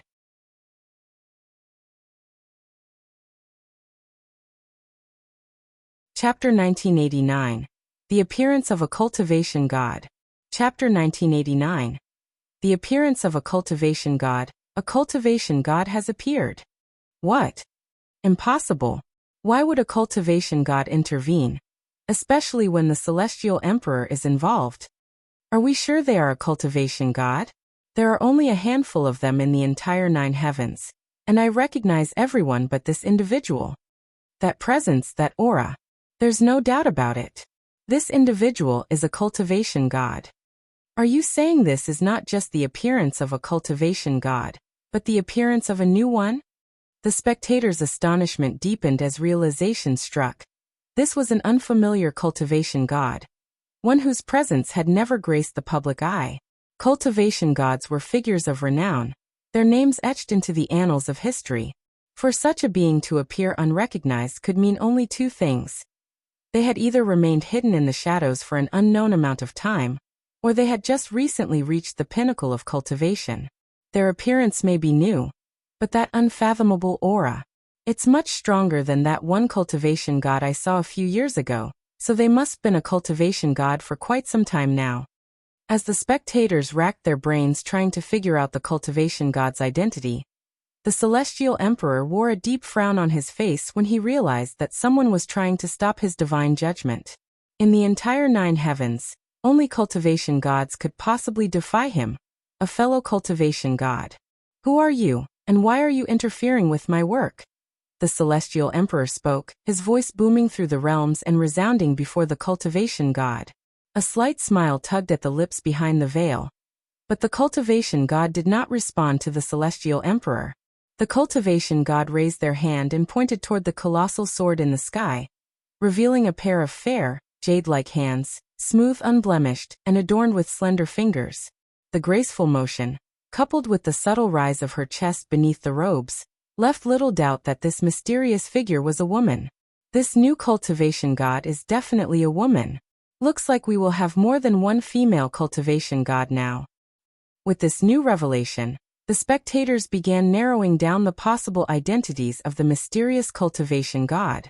Their minds raced through the annals of history, recalling every female cultivator who had ascended to the peak of the god ascension realm within the last few million years. It's hard to tell with her robes, but her figure resembles the fairy sword Empress. No, the fairy sword Empress is a little shorter. Why are we even using appearance details to figure out their identity? If this individual is trying to hide their identity, it's very likely that they're also disguised. She could be a he for all we know. The very next moment, the sword began being pushed toward the sky, its pressure on the Dragon Spiral Mountain weakening. Heavens! This cultivation god is firm on defying the Celestial Emperor. While the other cultivation gods aren't all on friendly terms with the Celestial Emperor, None of them have shown such obvious defiance, either. After all, nothing good comes out of offending the most influential individual in their world. Seeing the cultivation god's defiance, the Celestial Emperor no longer went easy. He was aware that his actions were being spectated by powerhouses all over the 9 heavens. If he were to lose to some unknown cultivation god, he'd lose an immense amount of face. The divine judgment began descending again with even more pressure, confirming that the Celestial Emperor had no intention of backing out. The cultivation god also began pushing back seriously. The clash between the Celestial Emperor and the mysterious cultivation god unleashed shockwaves that tore through the 7th heaven, their force so great they stirred tsunamis that reached the heavens in the surrounding seas. As for Dragon Spiral Mountain, positioned directly beneath their titanic clash, it continued to sink beneath the mounting pressure, with more than half of its once majestic peak now swallowed by the surrounding waters. Though countless eyes bore witness to the unfolding battle, none dared to intervene, not even those from heaven's mandate. When cultivation gods clashed, the heavens themselves held their breath. No one below their realm could hope to endure such a storm. Only another cultivation god could survive, let alone stand a chance of interfering. Of course, among the spectators were other cultivation gods. Yet their attention was not on the battle itself, but on the newcomer, an unknown deity whose sudden emergence stirred more curiosity.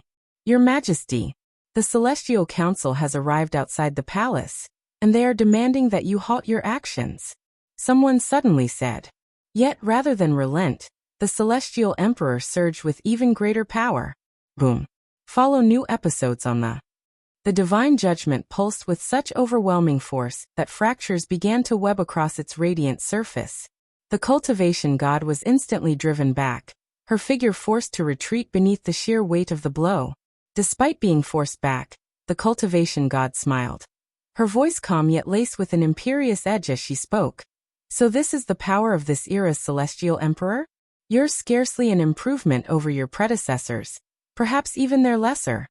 The spectators gasped in disbelief at the cultivation god's brazen mockery. Words so audacious that even other cultivation gods would not dare think of them.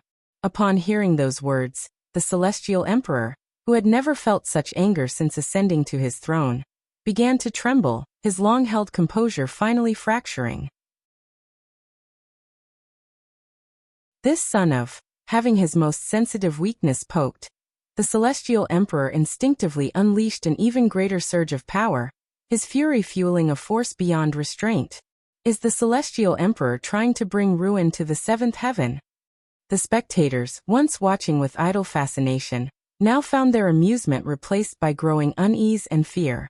Humph. Your temper is as feeble as your strength. The cultivation god sneered coldly, flicking her sleeve with effortless disdain.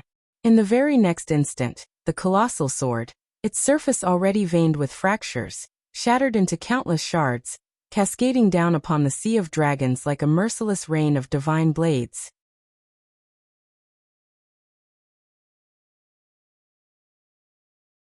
Chapter 1990. Returning to the 9 heavens. Chapter 1990. Returning to the 9 heavens. The cultivation god did it. She stopped the Celestial Emperor's attack. A collective gasp swept through the spectators as they drew in a sharp breath, stunned by the unforeseen turn of events. The moment the divine judgment shattered, the Celestial Emperor recoiled as if struck across the face, a searing pain radiating from it. He staggered, blood spilling from his lips, marking the second time in a single day that he had been wounded, a humiliation nearly as deep as the injury itself. However, the Celestial Emperor swiftly regained his footing and began summoning his celestial chi once more. This time with even greater ferocity, his aura surging like a rising tempest that swept throughout the palace. Your Majesty! His subordinates cried out in alarm, their voices trembling with fear. Yet not one of them dared to intervene, paralyzed by the consequences of doing so. Once again, the skies above Dragon's Spiral Mountain quaked, and multiple rifts tore open in unison, splitting the heavens like wounds in the firmament. The cultivation god looked toward the heavens and smiled. At least your stubbornness rivals your predecessors. The Celestial Emperor is really going to destroy the 7th heaven at this rate. The spectators cried out loud, and some of them began preparing to escape to the other realms. At this moment, several figures appeared around the Celestial Emperor like ghosts, and their voices rang out in unison, sharp and resolute. Your Majesty, that is enough of your farce. If you refuse to stand down, do not blame us for taking action. Farce. The Celestial Emperor turned to face them, his gaze icy and sharp. Do you truly believe I am acting out of amusement? Yet, despite the weight of his glare, the members of the Celestial Council stood firm, their expressions calm and unshaken. Not only did you unleash overwhelming force without warning, but you even struck at the Holy Dragon Clan. The Royal Dragon Clans have been raising hell at our gates since the moment this began. Are you truly trying to provoke war with one of the most powerful beast bloodlines in all the 9 heavens? They exclaimed. War? The Celestial Emperor suddenly burst into laughter, his voice echoing with scorn and fury. Because of your meddling and that cultivation god's interference, the 9 heavens are now on the brink of a war far greater than anything you can possibly imagine. The Celestial Council fell into silence, though none among them seemed particularly alarmed. If such a war truly comes, we will face it then, one of them said calmly. For now, our priority lies with the rising tensions with the Royal Dragon Clans. A conference has already been arranged. You must attend and make every effort to ease the storm before it breaks. Rumor has it the Great One just emerged from his seclusion too. Now it was the Celestial Emperor's turn to fall silent. The 10 Royal Dragon Clans were of little concern to him, but the Great One was another matter entirely. That being alone could unleash more devastation than all 10 clans combined. In time, the Celestial Emperor withdrew his aura, and the rifts torn across the skies above Dragon Spiral Mountain slowly began to mend. As the heavens healed, a hush fell over the land, and the turbulent waters gradually returned to calm. However, the Celestial Emperor had not forgotten the cultivation god. Fixing his gaze upon her that pierced through the realms, he spoke with cold menace. I do not know who you are, but now that you've revealed yourself and declared your opposition, I will hunt you down like a rabbit in the wild. The cultivation god offered no reply, only a bold, silent smile that spoke louder than words. Before departing, she cast a final glance toward the closing portal linking the 7th heaven and earth, her gaze unreadable yet profound. Elsewhere in the 7th heaven, Dongyi stood in silence, his expression grave after witnessing it all. So she's finally made her move, he murmured, a flicker of unease in his eyes. What happened to the Holy Dragon Clan and the Dragon Spiral Mountain? She merely asked him, her face full of worry. Dongyi faced her and explained. They are safe. A cultivation god intervened and stopped the Celestial Emperor. A cultivation god? Why would someone like that defy the Celestial Emperor? Oh, could it be the dragon ancestor? No, this cultivation god is a human. Is that so? Anyway, does this mean you can take me back to the Holy Dragon Clan? Dongyi nodded and said, I can take you back, but we should wait a little longer to make sure it has truly ended. Follow new episodes on the... What about Yuan? I can sense 2 presences within that portal, so he should be returning soon. 2. She merely raised an eyebrow and wondered who that other individual could be. Sure enough, just a few hours after the battle had ended, Yuan and Leah stepped through the portal, arriving moments before it sealed shut behind them. Leah's eyes widened in awe as she took in her surroundings. The spiritual energy in the air was so dense, so pure, that even her ordinary breaths caused her cultivation to surge. It was unlike anything she had ever encountered. Welcome to the 9 heavens, Yuan said with a gentle smile, watching her wide-eyed wonder, reminiscent of a child discovering the existence of sweets for the very first time. Noticing his looks, Leah frowned, her tone sharp with indignation. Don't you dare treat me like some country bumpkin. However, Yuan remained silent, his smile fading as his expression hardened into a deep, solemn frown. What's wrong? She asked. I knew activating the teleportation device would invite trouble, Yuan murmured, his gaze heavy as it fell upon Dragon Spiral Mountain. But never did I imagine it would escalate to this extent. Though the mountain still stood, Its once majestic form bore the scars of devastation, broken, battered, yet barely enduring. Let's go. Without another word, Yuan descended toward the mountain, his figure cutting silently through the air. Leah followed close behind.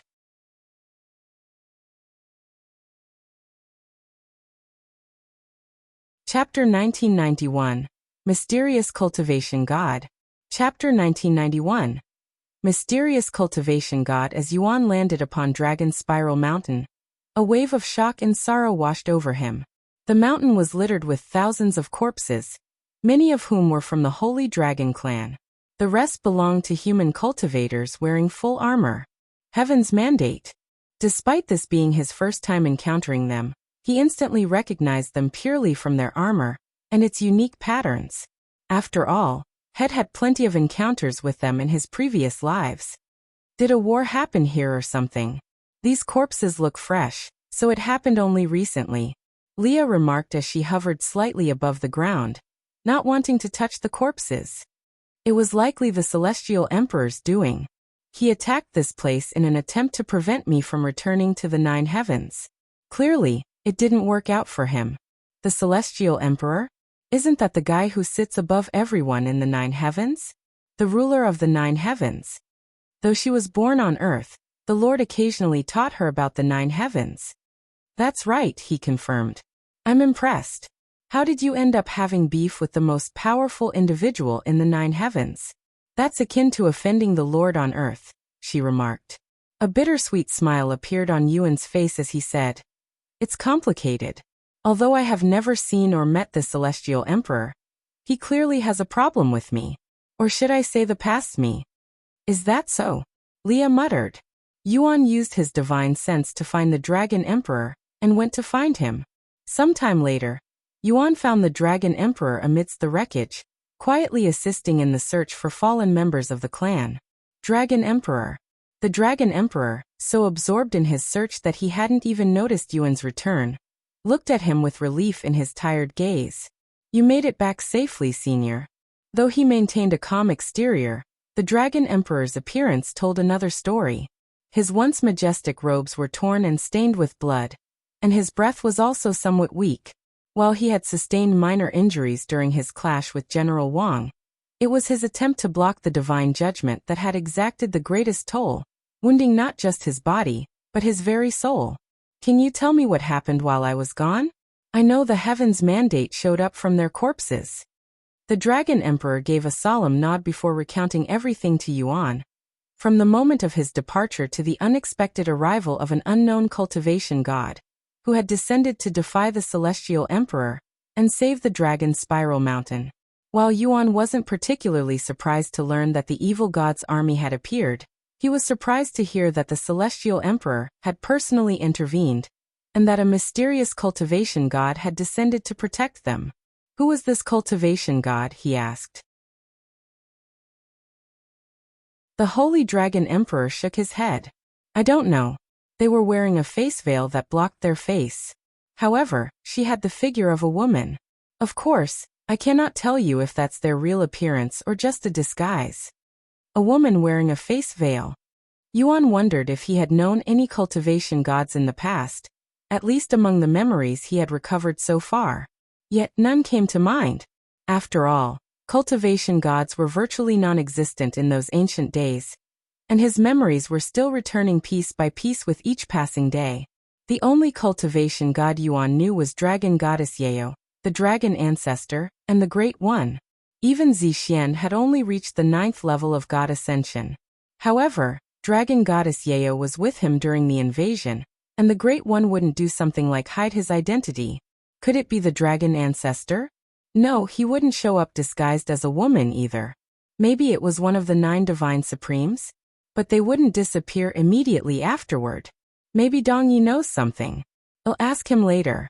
In the end, Yuan couldn't recall anyone who matched the description, leading him to wonder if the mysterious figure was someone from a part of his past he had yet to remember. After all, had only recovered most of the evil god, divine paragon, immortal monarch and exalted blacksmith's memories. By the way, where's she Meili? Yuan asked when he couldn't see her around. You see, The Holy Dragon Emperor began to sweat the moment Meixiu's name was brought up. I told her to stay out of the battle, but apparently, she ignored that and joined the fight anyway. She disappeared somewhere amidst the chaos. I haven't seen her body, so she's likely still alive. Yuan frowned upon hearing this, but if they didn't find her body, she was most likely alive. Since the evil god's shadow army showed up, they likely took her away to protect her. Sure enough, just as he thought that, a familiar voice rang inside his head. My liege, please don't worry about Lady Xi. She's currently with me. Though she'd suffered some injuries, they're not life-threatening. Dongyi notified him. Dongyi? Where are you right now? He asked. I am currently in hiding with the rest of the Shadow Army. Since we made an appearance with the Celestial Emperor watching, we're likely going to be hunted for a while. By the way, you should leave the Dragon Spiral Mountain as soon as possible while the Celestial Emperor is distracted. I just received the information that he's occupied with the Celestial Council and the 10 Royal Dragon clans. Yuan nodded and said, I'll leave soon. Let Meixiu know that I have returned, and keep her safe for the time being. Let's meet once things have calmed down. As you command. After his brief conversation with Dongyi, Yuan said to the Holy Dragon Emperor, I really don't know how to thank the Holy Dragon clan for their sacrifice. If there's anything you need, don't hesitate to let me know.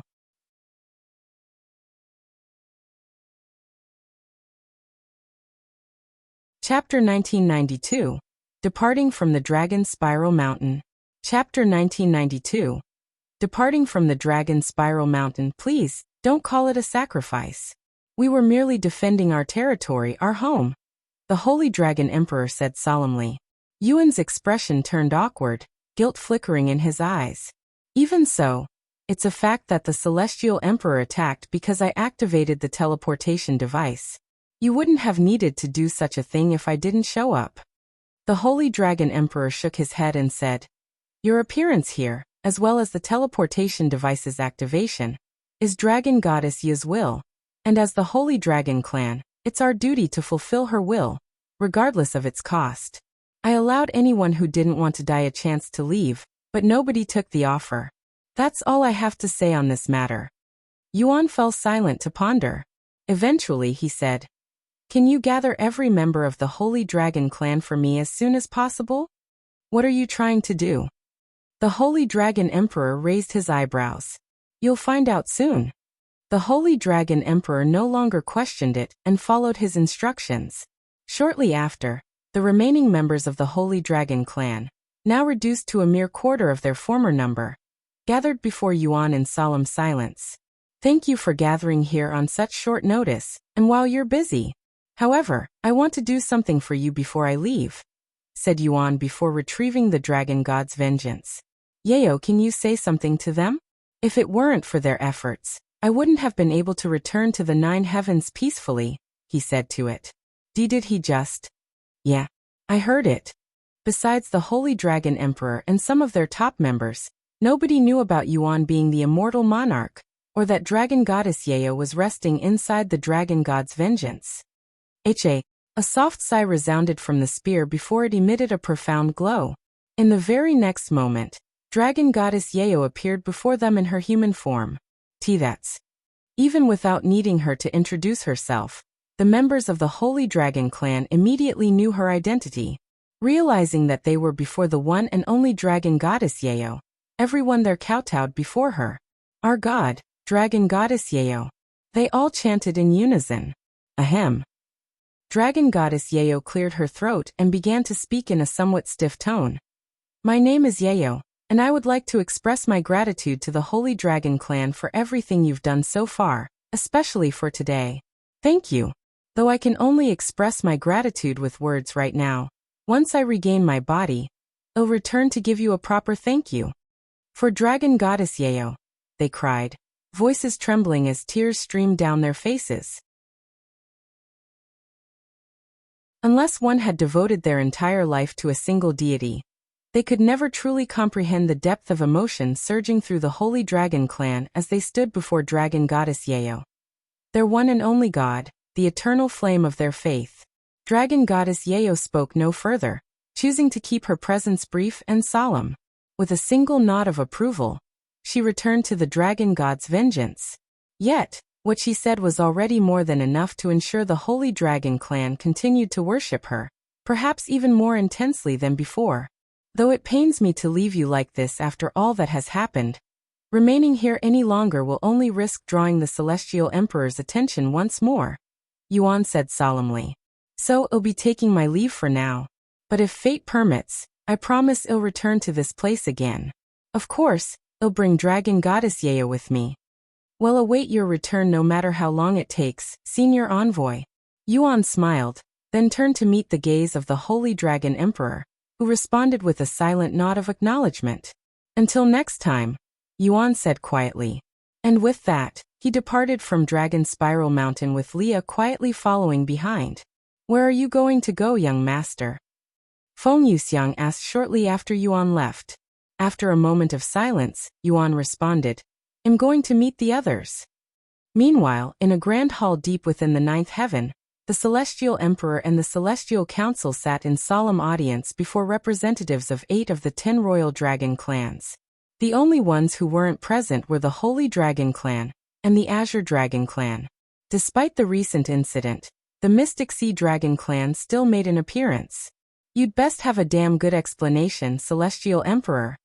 One of the representatives snapped, slamming the table with a force that echoed through the hall. You didn't just trespass into the territory of one of the 10 royal dragon clans. You launched a full assault, one that claimed thousands of lives. Another representative roared, his voice laced with outrage. And not only that, a third representative added sharply. You attempted to annihilate their entire bloodline with divine judgment. A power reserved solely for condemning the most heinous of criminals on death row. The Celestial Emperor sat beneath a storm of accusations and complaints, the voices of the 10 royal dragon clans rising in fury around him, while the Celestial Council observed in heavy silence, neither defending nor intervening. I did what had to be done. I hope for your understanding, the Celestial Emperor finally said, his voice calm and measured, as if the barrage of accusations had done little more than stir the air around him. Don't give us that nonsense. There were countless ways to handle the situation without endangering the Holy Dragon Clan. Yet you chose the most brutal and direct path. One of them refuted. Perhaps so, he replied calmly. But I was racing against time and did not have the luxury to do things gently. I gave the Holy Dragon Clan fair warning, yet they refused to yield. I was left with no other choice. It is regrettable, but I acted as I must to protect the 9 heavens, which is my top priority as the Celestial Emperor. I understand your anger, but if I could rewind time and redo it, I wouldn't have done it any differently.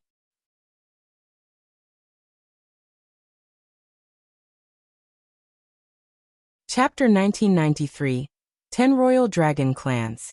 Chapter 1993, 10 Royal Dragon Clans, the audacity.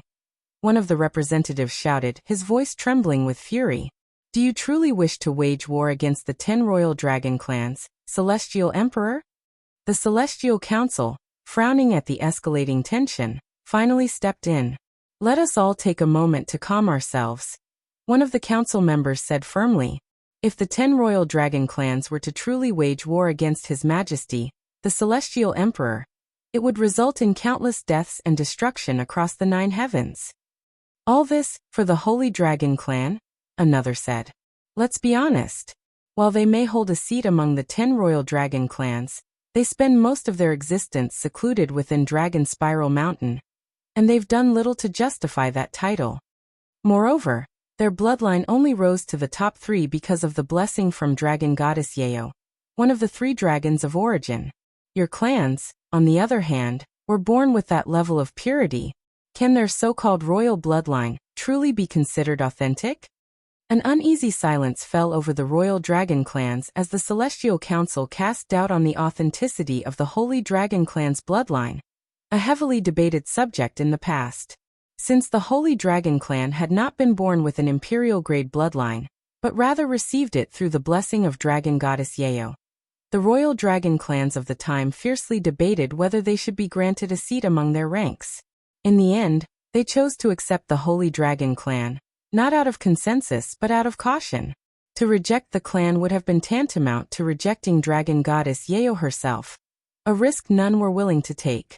However, since their acceptance into the ranks of the royal dragon clans, the Holy Dragon clan had contributed little, if anything, to the collective. Reclusive and self-focused, they remained within the confines of Dragon Spiral Mountain, showing little interest in the affairs of the other clans. The Celestial Council smiled inwardly after seeing the Royal Dragon clan's reaction. "And just so you're aware," the Celestial Emperor said suddenly, his tone calm but edged with warning, "a war against us would not pit you against my forces alone but against the Royal Phoenix clans as well." The representative's expressions darkened at once, frowns forming as the weight of those words sank in. Are you threatening us with the Royal Phoenix clans?" "No," the Celestial Emperor replied, his tone as calm as still water. "I'm merely informing you so that you may choose wisely." Before the Royal Dragon clans could respond, the Celestial Emperor rose to his feet and spoke coldly. "If all you intend to do here is bicker over this matter, then I'll take my leave. I've already given my explanation. Whether you accept it or not is irrelevant to me. I have more important matters to attend to." Celestial Emperor. Angry voices rang out behind him, but the Celestial Emperor paid them no mind, departing without so much as a glance back. His abrupt exit left the Celestial Council in an awkward position. After all, they had aided him by sowing doubt among the Royal Dragon clans. Yet he had discarded that advantage without hesitation. Though the Celestial Emperor had departed, the Celestial Council remained behind to continue the negotiations with the Royal Dragon clans, stretching on for many hours. After his departure, the Celestial Emperor did not return to the Celestial Palace. Instead, he journeyed to his personal realm. There, a mysterious device displayed a projection of an unknown location within the vast starry void. Within that projection, several indistinct entities could be seen, their forms dormant, yet far from lifeless. "Unlike my predecessors, I will not fail you," he murmured, a resolute flame burning in his eyes, unwavering and fierce. Meanwhile, somewhere in the seventh heaven, Kelan gathered Meixiu and the others after learning about what happened at the Dragon Spiral Mountain. "All right, listen up. I don't know what kind of trouble your friend, Xuan, has gotten himself into, but there was a huge war between Heaven's Mandate and the Holy Dragon clan that dwells there." "Heaven's Mandate? What's that?" Wang Ming asked.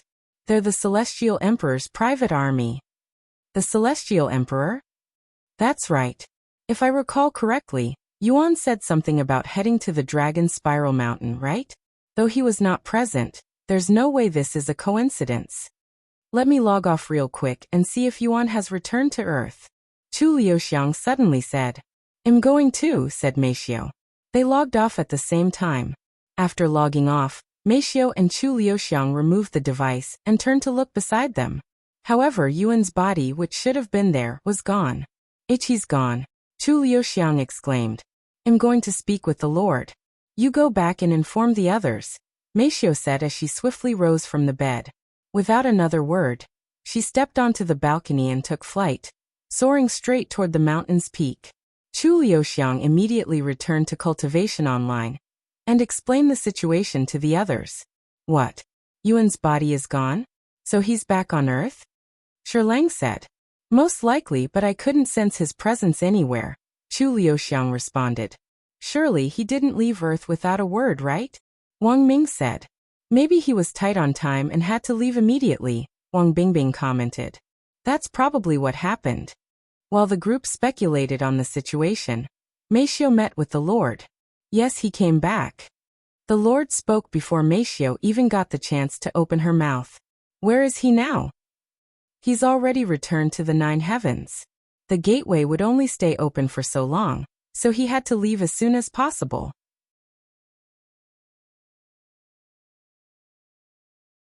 "I see. It's a pity that we missed him, but at least we'll see him soon in the 7th heaven. By the way, your cultivation. I sacrificed it to open the portal." "That's..." Meixiu was speechless. "You don't have to worry about me. It'll be fine. However, things might get rowdy here soon." "What do you mean?" Meixiu raised an eyebrow. Join privilege for 50 ADV chapters. Only available in the app.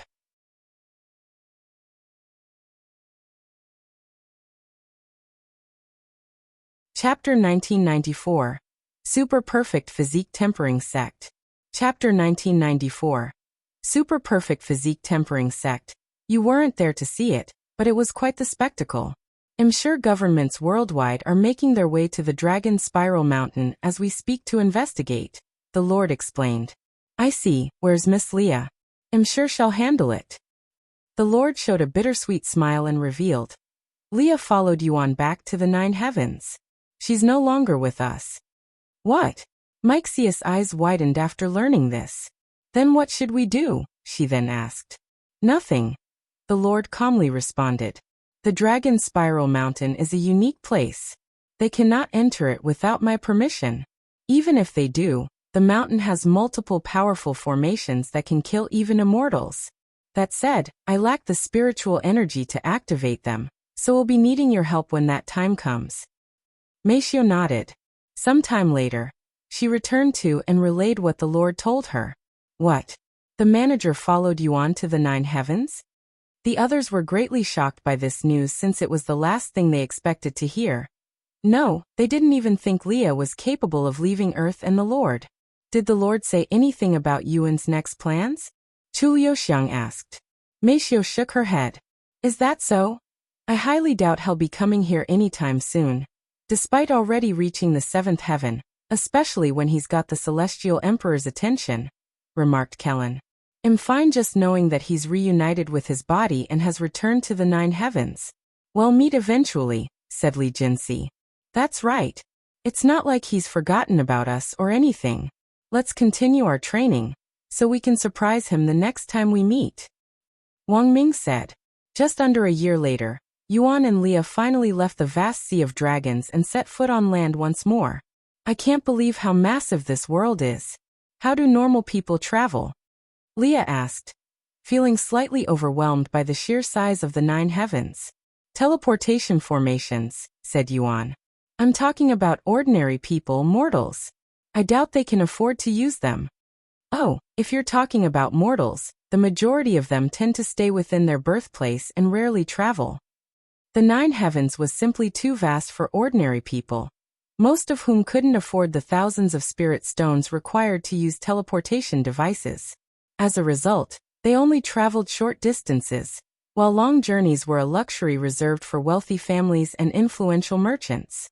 After arriving at the teleportation device, Yuan gave his destination to the operator. I'd like to travel to the Super Perfect Physique Tempering Sect or whatever is closest. Leah raised her eyebrows at such a terrible name for a sect. Since they have a teleportation device right in front of their sect, I can bring you to their entrance. That will cost 50,000 spirit stones per person. If you want a cheaper option, there's a city. Without hesitation, Yuan handed 100,000 spirit stones to the operator before he could even finish his sentence. I'll prepare the teleportation device right now. A few moments later, Yuan and Leah stepped through the teleportation device, disappearing from the city and emerging several million miles away. Upon exiting the portal, they found themselves a few dozen meters from a colossal steel gate, nestled between 2 towering mountains. Yet these were no ordinary peaks. Their surfaces were not carved from stone, but forged from solid metal. And if one looked closely, the contours and ridges suggested they had been shaped not by nature, but by the force of bare hands.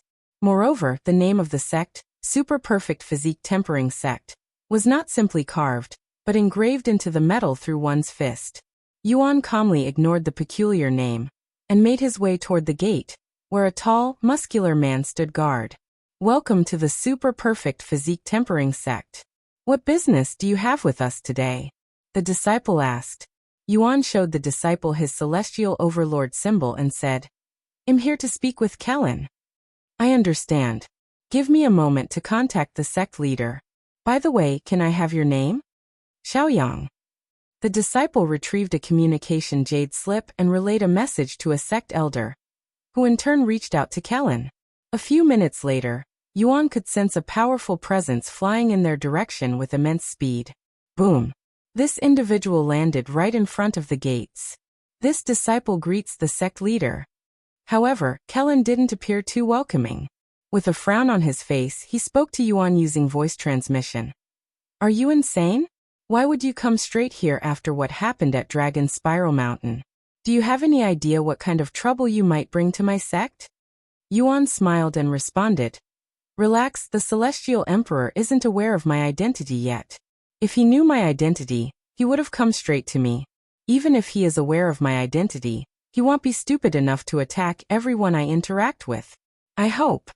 Kelan rubbed his eyes and took a deep breath before speaking. Come with me. I'll bring you to the others. Yuan and Leah followed Kelan into the sect. As they traveled, Yuan said, By the way, did you come up with the sect's name? Yes. It's very unique, isn't it? It's definitely unique in its own way. Yuan smiled. How are the others? Kelan touched his nose in a prideful manner and said, I've personally trained them for the last several years. You'll be surprised by how much they've... Wait. You've already reached the peak of Immortal Ascension. How is that even possible? Kelan nearly fell out of the sky from shock when he finally noticed Yuan's cultivation. After recovering from his shock, Kelan spoke with an excited smile. I cannot wait to have a serious spar with you later. Yuan chuckled and said, Don't be too upset if you lose. Join privilege for 50 ADV chapters. Only available in the app.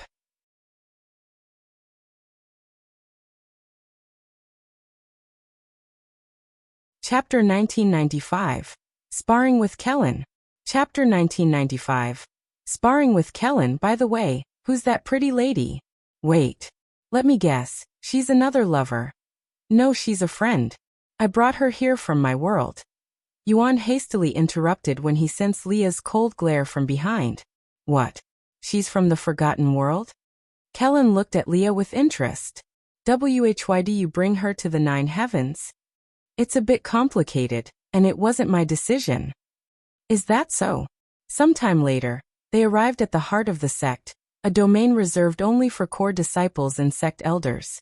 Kelan continued a little further until they reached a restricted area accessible only to the sect leader, meaning only he could enter. However, when they arrived, Yuan could see several figures already waiting for their arrival. I notified them on our way here, Kelan said as he descended to the ground. Yuan, manager. Liuxiang and the others greeted them with bright expressions. Hey everyone. Yuan tried to greet back, but he was interrupted when Liuxiang pounced at him, giving him a tight embrace. I've missed you. I missed you too. Liuxiang didn't hog Yuan all to herself and released him a few seconds later so Meixiu could do the same. Yuan. Meixiu wasted no time and entered his embrace. Sorry, I couldn't see any of you when I returned to Earth. Yuan said to the others a few moments later. I had to rush back as soon as possible. We figured that was the case, Wang Ming said. How long has it been since then? 5 years. Around that, I guess. I haven't kept track. Yuan admitted. I doubt any of us kept track either. We're always so busy. Yuan looked at their cultivation and smiled. I see you've all reached the divine realm. Congratulations. In just a few years, everyone increased their cultivation to divine king, with Li Jinsi even reaching divine ancestor. What cultivation have you reached? I cannot sense it. Lang asked. 9th level Immortal Ascension, he calmly replied. So you're already half a step into becoming an immortal? At this rate, you'll be a true immortal by the next time we see you, Wang Bingbing remarked. Let's chat inside, Kelan said as he opened the doors to his pavilion. Once everyone was seated inside, Yuan recalled his experience over the last several years, from meeting the Holy Dragon Clan to visiting the Azure Dragon Clan. To think you'd met with not 1, 2, but 3 of the 10 royal dragon clans in such a short time. You know most people go their entire lives without even meeting one of them, right? Kelan remarked. I guess my fate is quite strong when it comes to dragons, he shrugged. What are your plans now? Liuxiang asked. Yuan didn't immediately respond. After some pondering he spoke. There are so many things to do that I don't know where to begin. Since it's been a while, I'm thinking about staying here to spend some time with the rest of you while I figure out my next plan. That sounds like a great plan. Liuxiang immediately said. You don't mind, right? Yuan looked at Kelan. I don't mind, as long as you don't cause any trouble.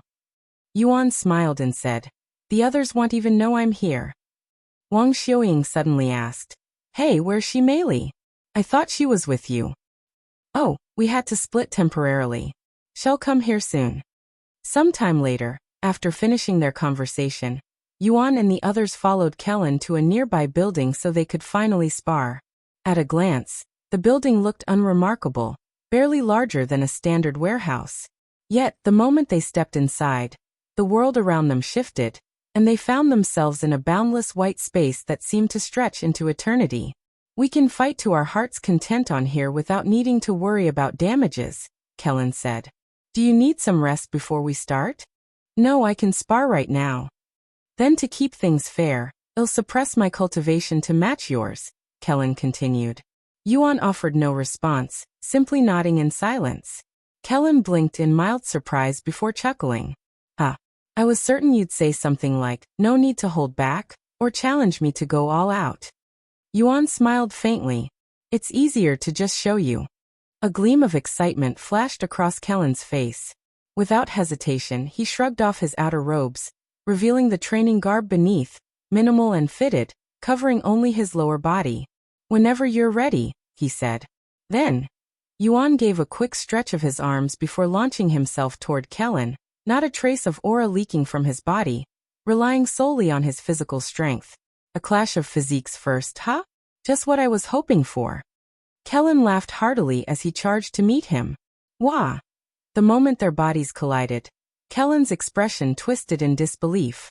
It felt as though he had slammed into an immovable mountain, and before he could even process what had happened, his body was hurled through the air, like a man struck head-on by a truck. Wang Ming and the others could hardly believe what they had just witnessed. After years of training alongside Kelan, they were well aware of how formidable his physique was.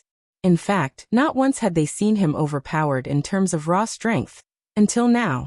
After the unexpected blow, Kelan quickly picked himself up. Yet rather than frustration, his face lit up with unrestrained excitement. I couldn't really tell before because your body was mostly made of your soul, he said, eyes gleaming. But that physique, could it be the legendary golden immortal physique? Yuan gave a simple nod. That's right. Ha ha ha. Kelan burst into laughter, his voice echoing through the boundless space. Unbelievable.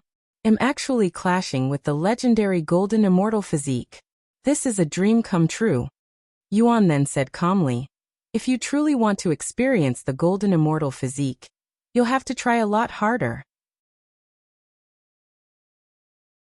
Because his avatar had been composed mostly of his soul, it had barely allowed the golden immortal physique to reveal even a fraction of its true power. But now that Yuan had reclaimed his physical body, the full might of the legendary physique could finally shine without restraint.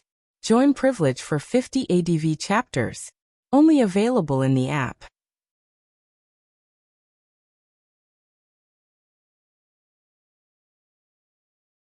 Chapter 1996, Sparring with Kelan 2. Chapter 1996, Sparring with Kelan 2. This is my first time fighting in my true body, so give me everything you've got, Yuan said as he beckoned Kelan. Then don't mind if I do. Kelan unleashed his cultivation, but he still kept it suppressed to the peak of immortal ascension.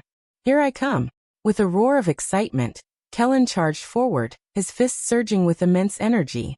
However, Yuan didn't so much as lift a finger to defend. He stood firm, like an immovable mountain, taking every one of Kelan's strikes head-on with nothing but his bare body. This is rather relaxing. You might have a future as a masseur, Yuan said calmly, a faint smile on his lips.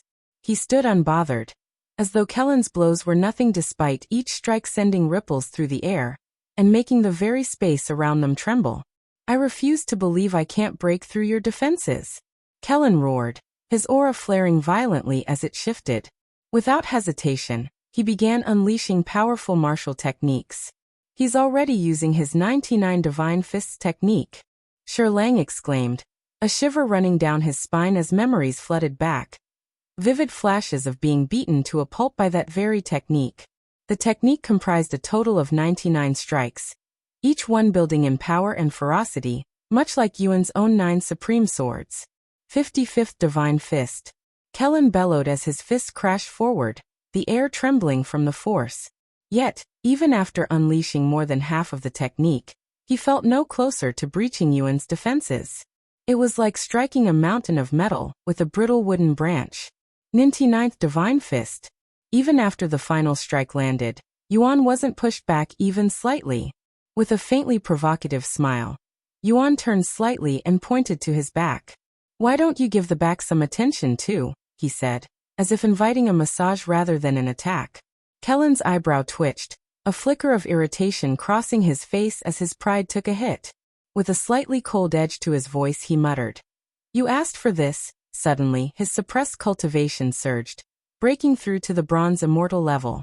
Now wreathed in swirling immortal chi, Kelan launched a renewed assault on Yuan. 22nd Divine Fist. 75th Divine Fist.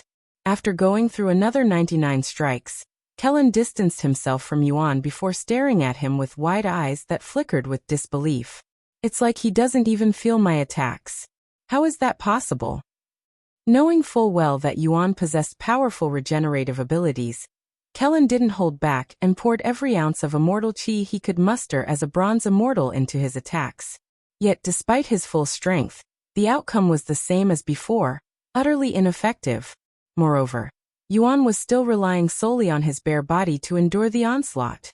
This meant no techniques and no defenses, just sheer physique.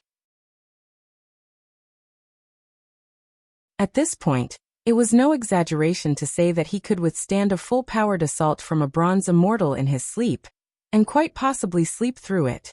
That wasn't bad, but it would have been better if you'd used a little more strength. How about increasing your cultivation to true immortal? Yuan suddenly said. True immortal? You know this is just a spar, right? Kelan said. And you know you won't even be able to give me a warm-up with this level of sparring, right? Yuan responded. What happened to wanting to experience the golden immortal physique? You're barely seeing the tip of its prowess right now. After a moment of silence, Kelan took a deep breath and spoke in a serious tone. Don't blame me for whatever happens next. Kelan increased his cultivation to silver immortal, then golden immortal, finally stopping at true immortal. Yuan smiled and said, That's more like it. Here I come. After giving Yuan a brief moment to ready himself, Kelan sprang into motion, soaring toward him with fists infused with immortal chi and just a trace of celestial chi. Despite this, Yuan remained still. Boom. A split second later, Yuan's body was sent hurtling into the distance from the force of the blow. However, he swiftly regained control mid-air and landed gracefully on his feet, completely unharmed. The strike had possessed just enough power to send him flying, but it was still far from enough to break his defenses. Seriously? Kelan stared at Yuan, utterly dumbfounded. He had always assumed the legends surrounding the golden immortal physique were exaggerated. But after facing it firsthand, Kelan could say without the slightest doubt, if anything, the legends underplayed its true prowess. So, what do you think? Yuan asked as he calmly walked toward Kelan. Satisfied yet? Kelan offered a nervous smile, sweat beading at his brow. I thought it'd be fun, but honestly, it was more terrifying than I expected. Yuan let out a light chuckle. Then what if I told you that my body still isn't fully merged with my soul? What? Kelan blurted out, his eyes widening in disbelief. Yuan nodded calmly. It's been nearly a year since I reclaimed my true body. I thought that would be enough to fully adapt, but so far I've only managed about 50%. You're telling me that you've only shown me about 50% of your true prowess? Kelan exclaimed. No, I haven't even begun to show you anything yet. I'm strictly talking about my physique. If we're talking about my prowess. Yuan abruptly stopped speaking, and in the next moment, unleashed his cultivation and immortal chi in a sudden surge, its sheer force nearly knocking Kelan off his feet. Heavens! What is that amount of immortal chi? I have met many true immortals, but none of them can come close to having that much immortal chi. Kelan exclaimed. While my cultivation has fully merged and my physique is about halfway there, My bloodline and the rest of my talents have only just begun to merge. Honestly, I have no clue how powerful I will become once my true body and soul fully merge. Yuan calmly shrugged, leaving Kelan and the others speechless. Join privilege for 50 ADV chapters. Only available in the app.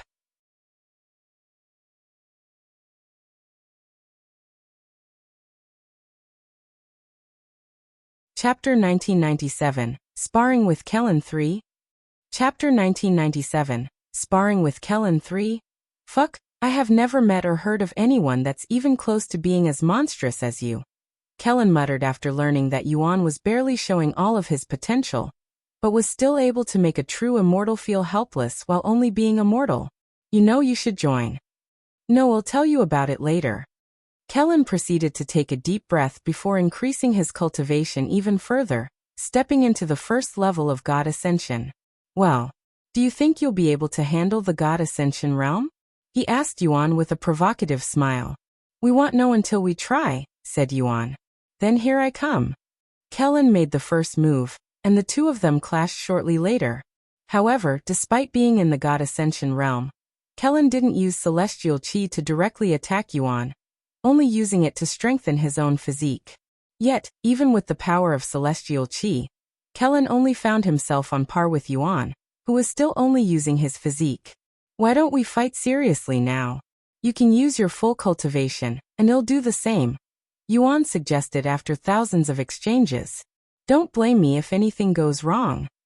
Kelan responded as he unleashed his full cultivation at the 5th level of God Ascension realm. Yuan also no longer held back, and his body surged with immortal chi. Yuan activated God of War's astral arts, perfectly controlling the avatar's size to be just slightly bigger than his own frame. Since Kelan fought with his fists, Yuan decided not to use a weapon and continued fighting with his bare hands. When they clashed again, the sheer force of their blows fractured the very space around them, sending cracks rippling through the air, though the rifts swiftly mended themselves. Ha ha ha ha. Kelan roared with exhilaration as he traded blows with Yuan, his eyes flickering with delight. This is it. This is the kind of manly fight I've been craving. Kelan was primarily a body refiner, having honed his physique to the extreme. Few cultivators could rival him in sheer physical prowess, making battles like the one he now faced with Yuan exceedingly rare. And even when such encounters did occur, they never left him satisfied, as his opponents would fall too quickly to offer any true challenge. I never imagined I'd experience a battle like this with a mortal. You're truly something else, Yuan. At this rate, I might really lose myself and try to kill you. Yuan smiled at his words and said, Kill me? I'd like to see you try. Yuan and Kelan's battle raged on for nearly an entire month without pause. In the final days, Kelan unleashed everything he had, fighting with the intent to kill. Yet no matter how hard he pushed, the most he could achieve was tearing off a few limbs, wounds that Yuan quickly recovered from. In the end, Kelan lay sprawled on the ground, his chest rising and falling with exhaustion as he stared blankly at the endless white, his expression dazed, caught between disbelief and awe. Yuan sat on the ground, his entire body soaked in sweat. However, his breathing was calm, and his body was still surging with strength. While Kelan looked as if he had sprinted through a marathon, Yuan, by contrast, appeared as though he had merely taken a leisurely jog around the park. Does the golden immortal physique give you unlimited stamina, as well? Kelan suddenly asked. No, that's something else. Something else? Just how many secrets are contained within that small body of yours? Who knows? Yuan replied with a casual shrug. It might have come off as evasive, but in truth, he genuinely didn't have the answer. Are you two finally done? Wang Ming called out as he and the others approached. None of them had left during the month-long battle. They had remained there from start to finish, eyes fixed on every clash and exchange. And just from observing, each of them had gained insight, advancing their understanding, and even strengthening their own cultivation in the process. Sorry, I didn't intend on taking up so much of your time, Kelan said to Yuan. He shook his head and said, No, it's fine. I needed time to adjust to my new condition, too. You'll be staying at the Sect, right? I'll prepare a place for you. No need. I can just live with Meixiu or Lulu. He turned to them and continued. Are you okay with that? Of course. In fact, I was going to make that suggestion. Liuxiang said. Meixiu nodded in agreement. Okay. Just as Kelan stood up and prepared to leave, Yuan suddenly stopped him. Wait a minute. What is it? Don't reject this. Yuan tapped his forehead, drawing forth a glowing orb of light. With a casual flick of his finger, almost as if launching a flicked booger, he sent the orb sailing through the air, striking Kelan squarely between the brows. Kelan trusted Yuan, and didn't resist the surge of information flooding into his mind. This is? He cried out, his voice trembling with shock, as if had just seen a ghost. His expression twisted with disbelief, eyes wide and filled with utter astonishment. Yuan smiled and said, Don't worry, it's real. Consider it a gift for taking care of my friends for the last few years. After taking a moment to process the information Yuan had shared with him, Kelan suddenly dropped to his knees and kowtowed without hesitation. Please, he said with deep reverence, allow me to call you father.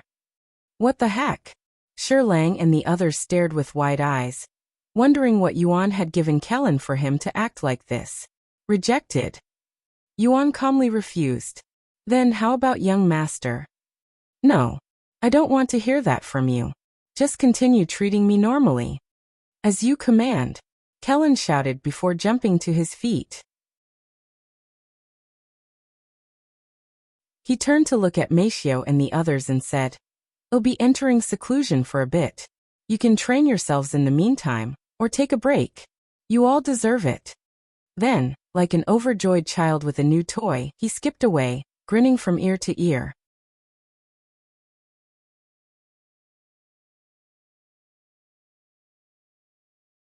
Chapter 1998. A Week with Meixiu.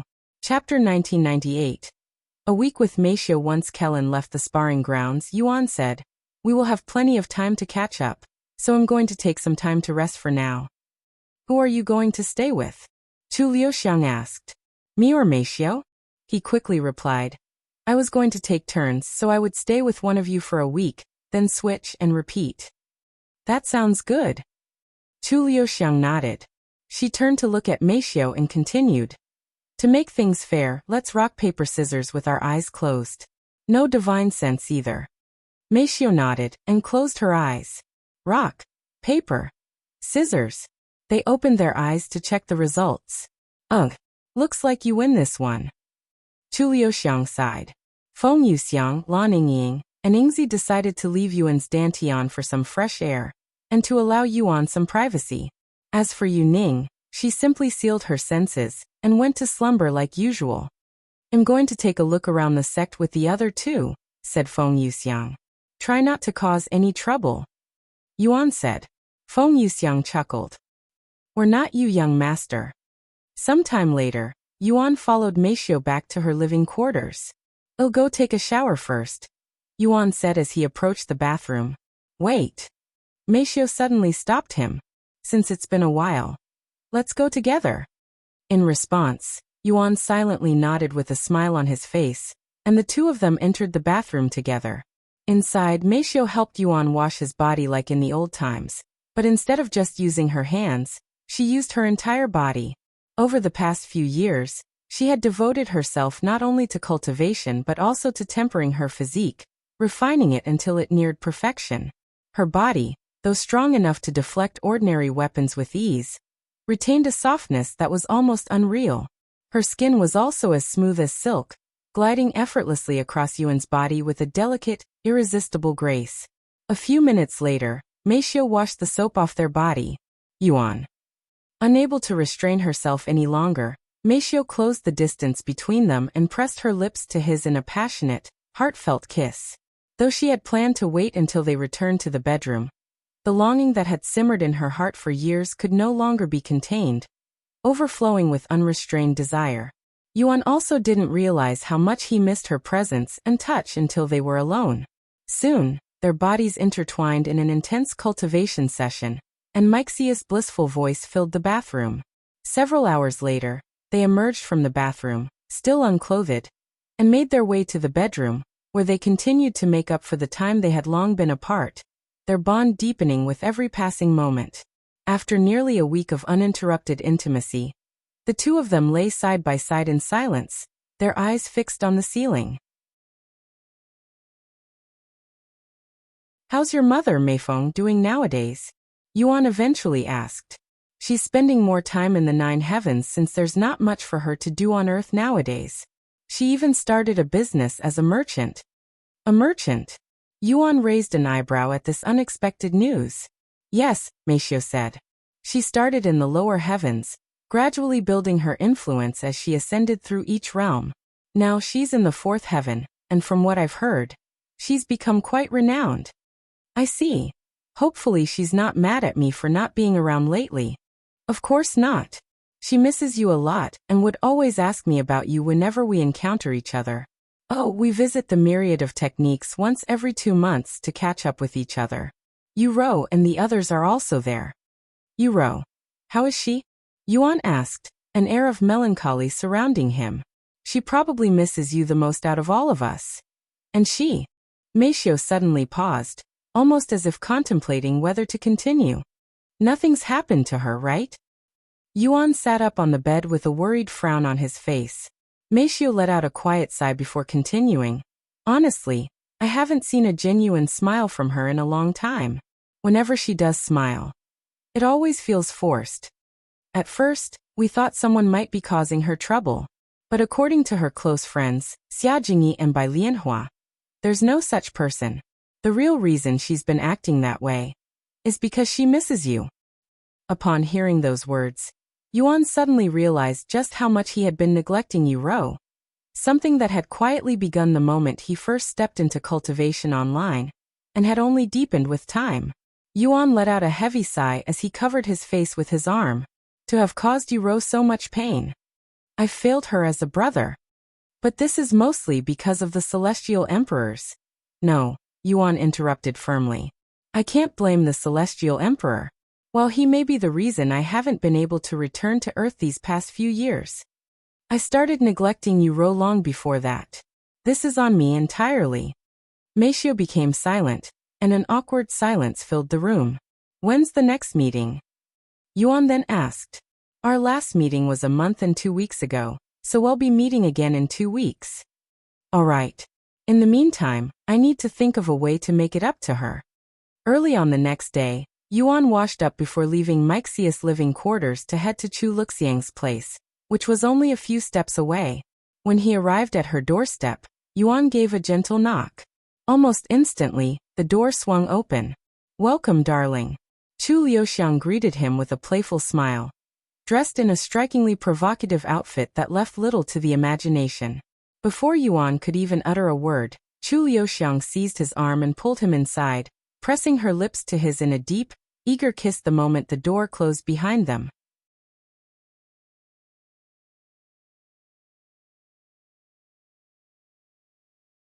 Chapter 1999.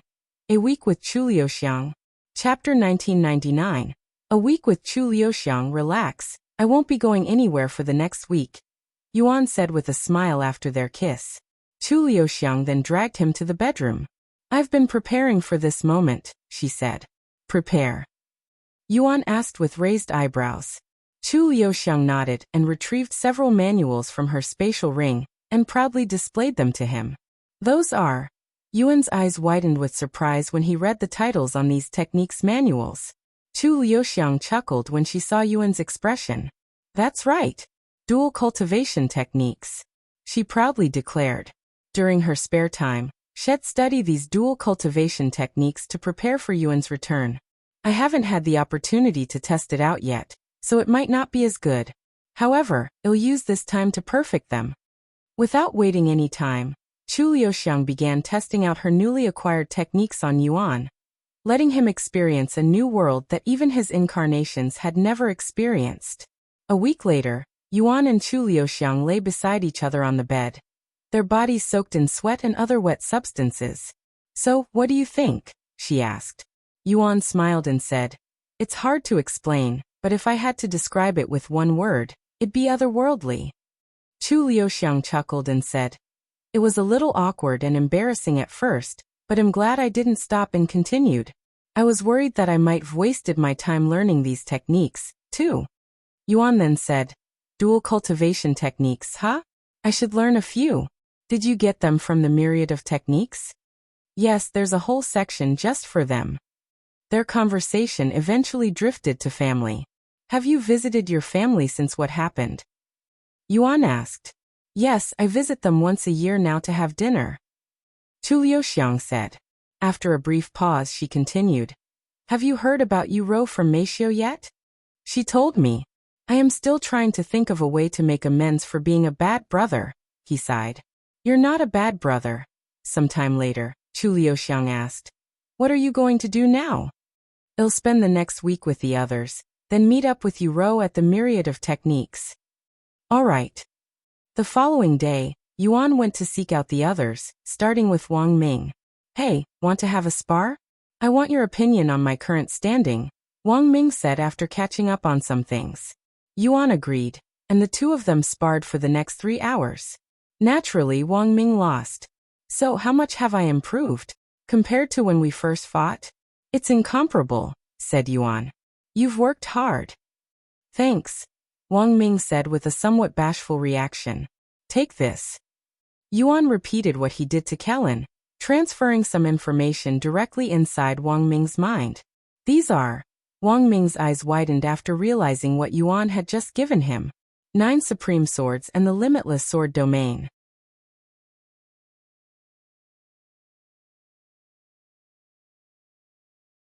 Their reputation within the sect had soared to incredible heights thanks to their unique status, and the fact that they were personally trained by none other than Kelan, the sect leader himself.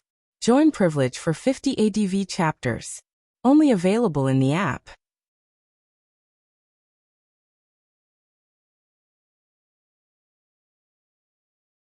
Chapter 2000, Grown Up. Chapter 2000. Grown Up. Look at Fairy Chu. She has her arms linked around that man. The disciples quickly took notice of the intimate atmosphere around the two, which greatly shocked them. Liuxiang and the other ladies within the Demon Sealing faction had earned a reputation for themselves throughout the year for being unobtainable, because even core disciples were shot down without any hesitation. Is that why she's rejected everyone who approached her? 'Cause she's already taken? That's the only logical explanation. It's a pity, but I can see why she chose that man. He has this hard-to-describe natural charm about him. Yuan found himself constantly being stared at by the disciples, until they reached the myriad of techniques. Wow, so this is what it looks like in the 7th heaven. Yuan muttered in surprise as they stepped inside.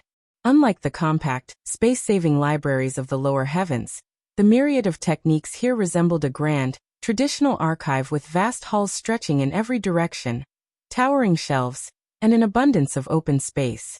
The place was so vast that Yuan couldn't even see the other walls, only the one behind them near the entrance. It was as if the space extended endlessly in all directions. Impressive, right? We were also quite shocked when we first came here.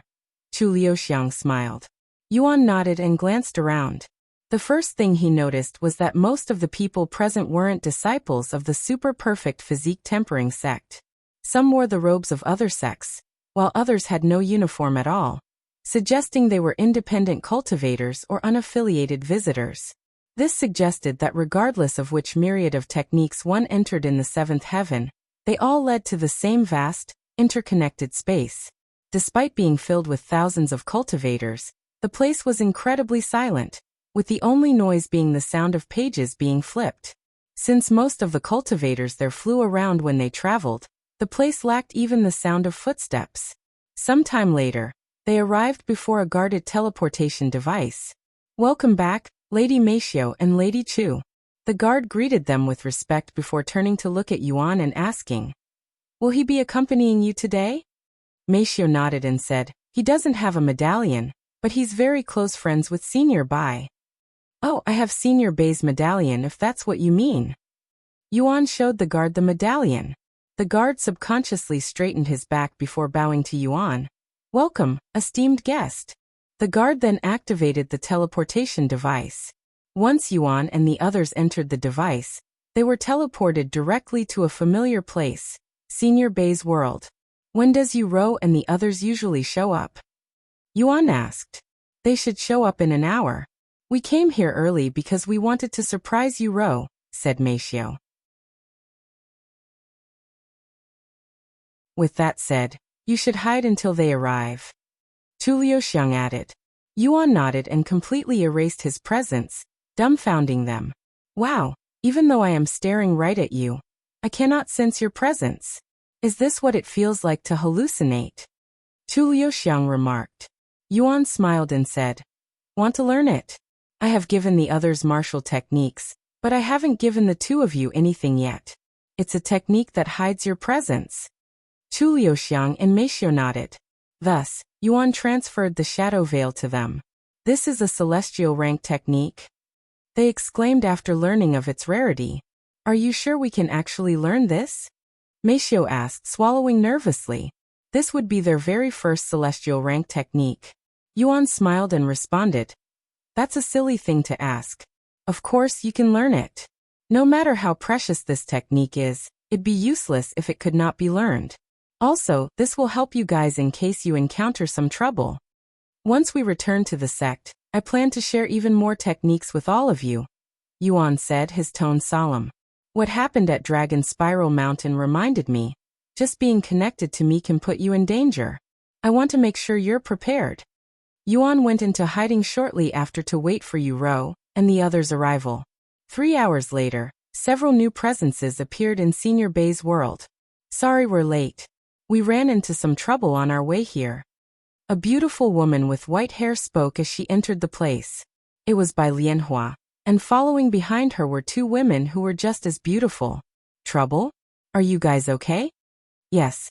Just the usual womanizers trying to hit on us, Bai Lianhua said with a sigh, her tone a mix of irritation and resignation. Is it just the 2 of you today? What happened to the others? Xia Jingyi asked when she could only see Meixiu and Liuxiang. Liuxiang smiled and said, Yes, it's just us today. The others are busy with some new techniques. How have you been, Yu? Meixiu asked softly, her gaze resting on the tall, graceful woman quietly standing beside Xia Jingyi. The same as usual, but we're preparing to head to the 4th heaven, said Yu, who had matured into a graceful, poised woman over the past few years. Her presence now marked by a calm, naturally aloof aura that set her apart. However, there was a faint weariness in her face, subtle, but telling, like someone who hadn't been sleeping well for some time. Hanging by her hips was a beautiful fan. However, if one looked closely, it was only a spirit-grade treasure. Have you found out anything about my brother? Yu proceeded to ask, her voice laced with worry. It was always the first question she asked whenever they met. Ever since Shed learned that Yuan had returned to Earth and reclaimed his body, Meixiu and Liuxiang remained silent. Seeing this, Yu lowered her head in a dejected manner and sighed. The same as usual, huh? However, as she lowered her head, she suddenly caught sight of a pair of legs standing just behind her, startling her so much that she jumped in surprise. Who the hell? Yu spun around sharply, but the rest of her words froze in her throat the moment her eyes met the familiar, handsome face standing behind her. Though Yuan had also matured and grown even more handsome over the years, Yu would have recognized his face anywhere. Brother? She whispered, her voice quivering as her eyes grew moist. Yuan greeted with an apologetic smile. It's been a while, Yu. Happy 2000th chapter. Join privilege for 50 ADV chapters. Only available in the app. That you're tuning in to the Li Mei's Sword of Destiny YouTube channel. We're so grateful for your support, and don't forget to subscribe to join us on this incredible journey through captivating stories. Your generosity through donations truly makes a world of difference, as it's the primary source of revenue that allows me to expand and enhance this channel for you. Thank you from the bottom of my heart for being a part of this adventure.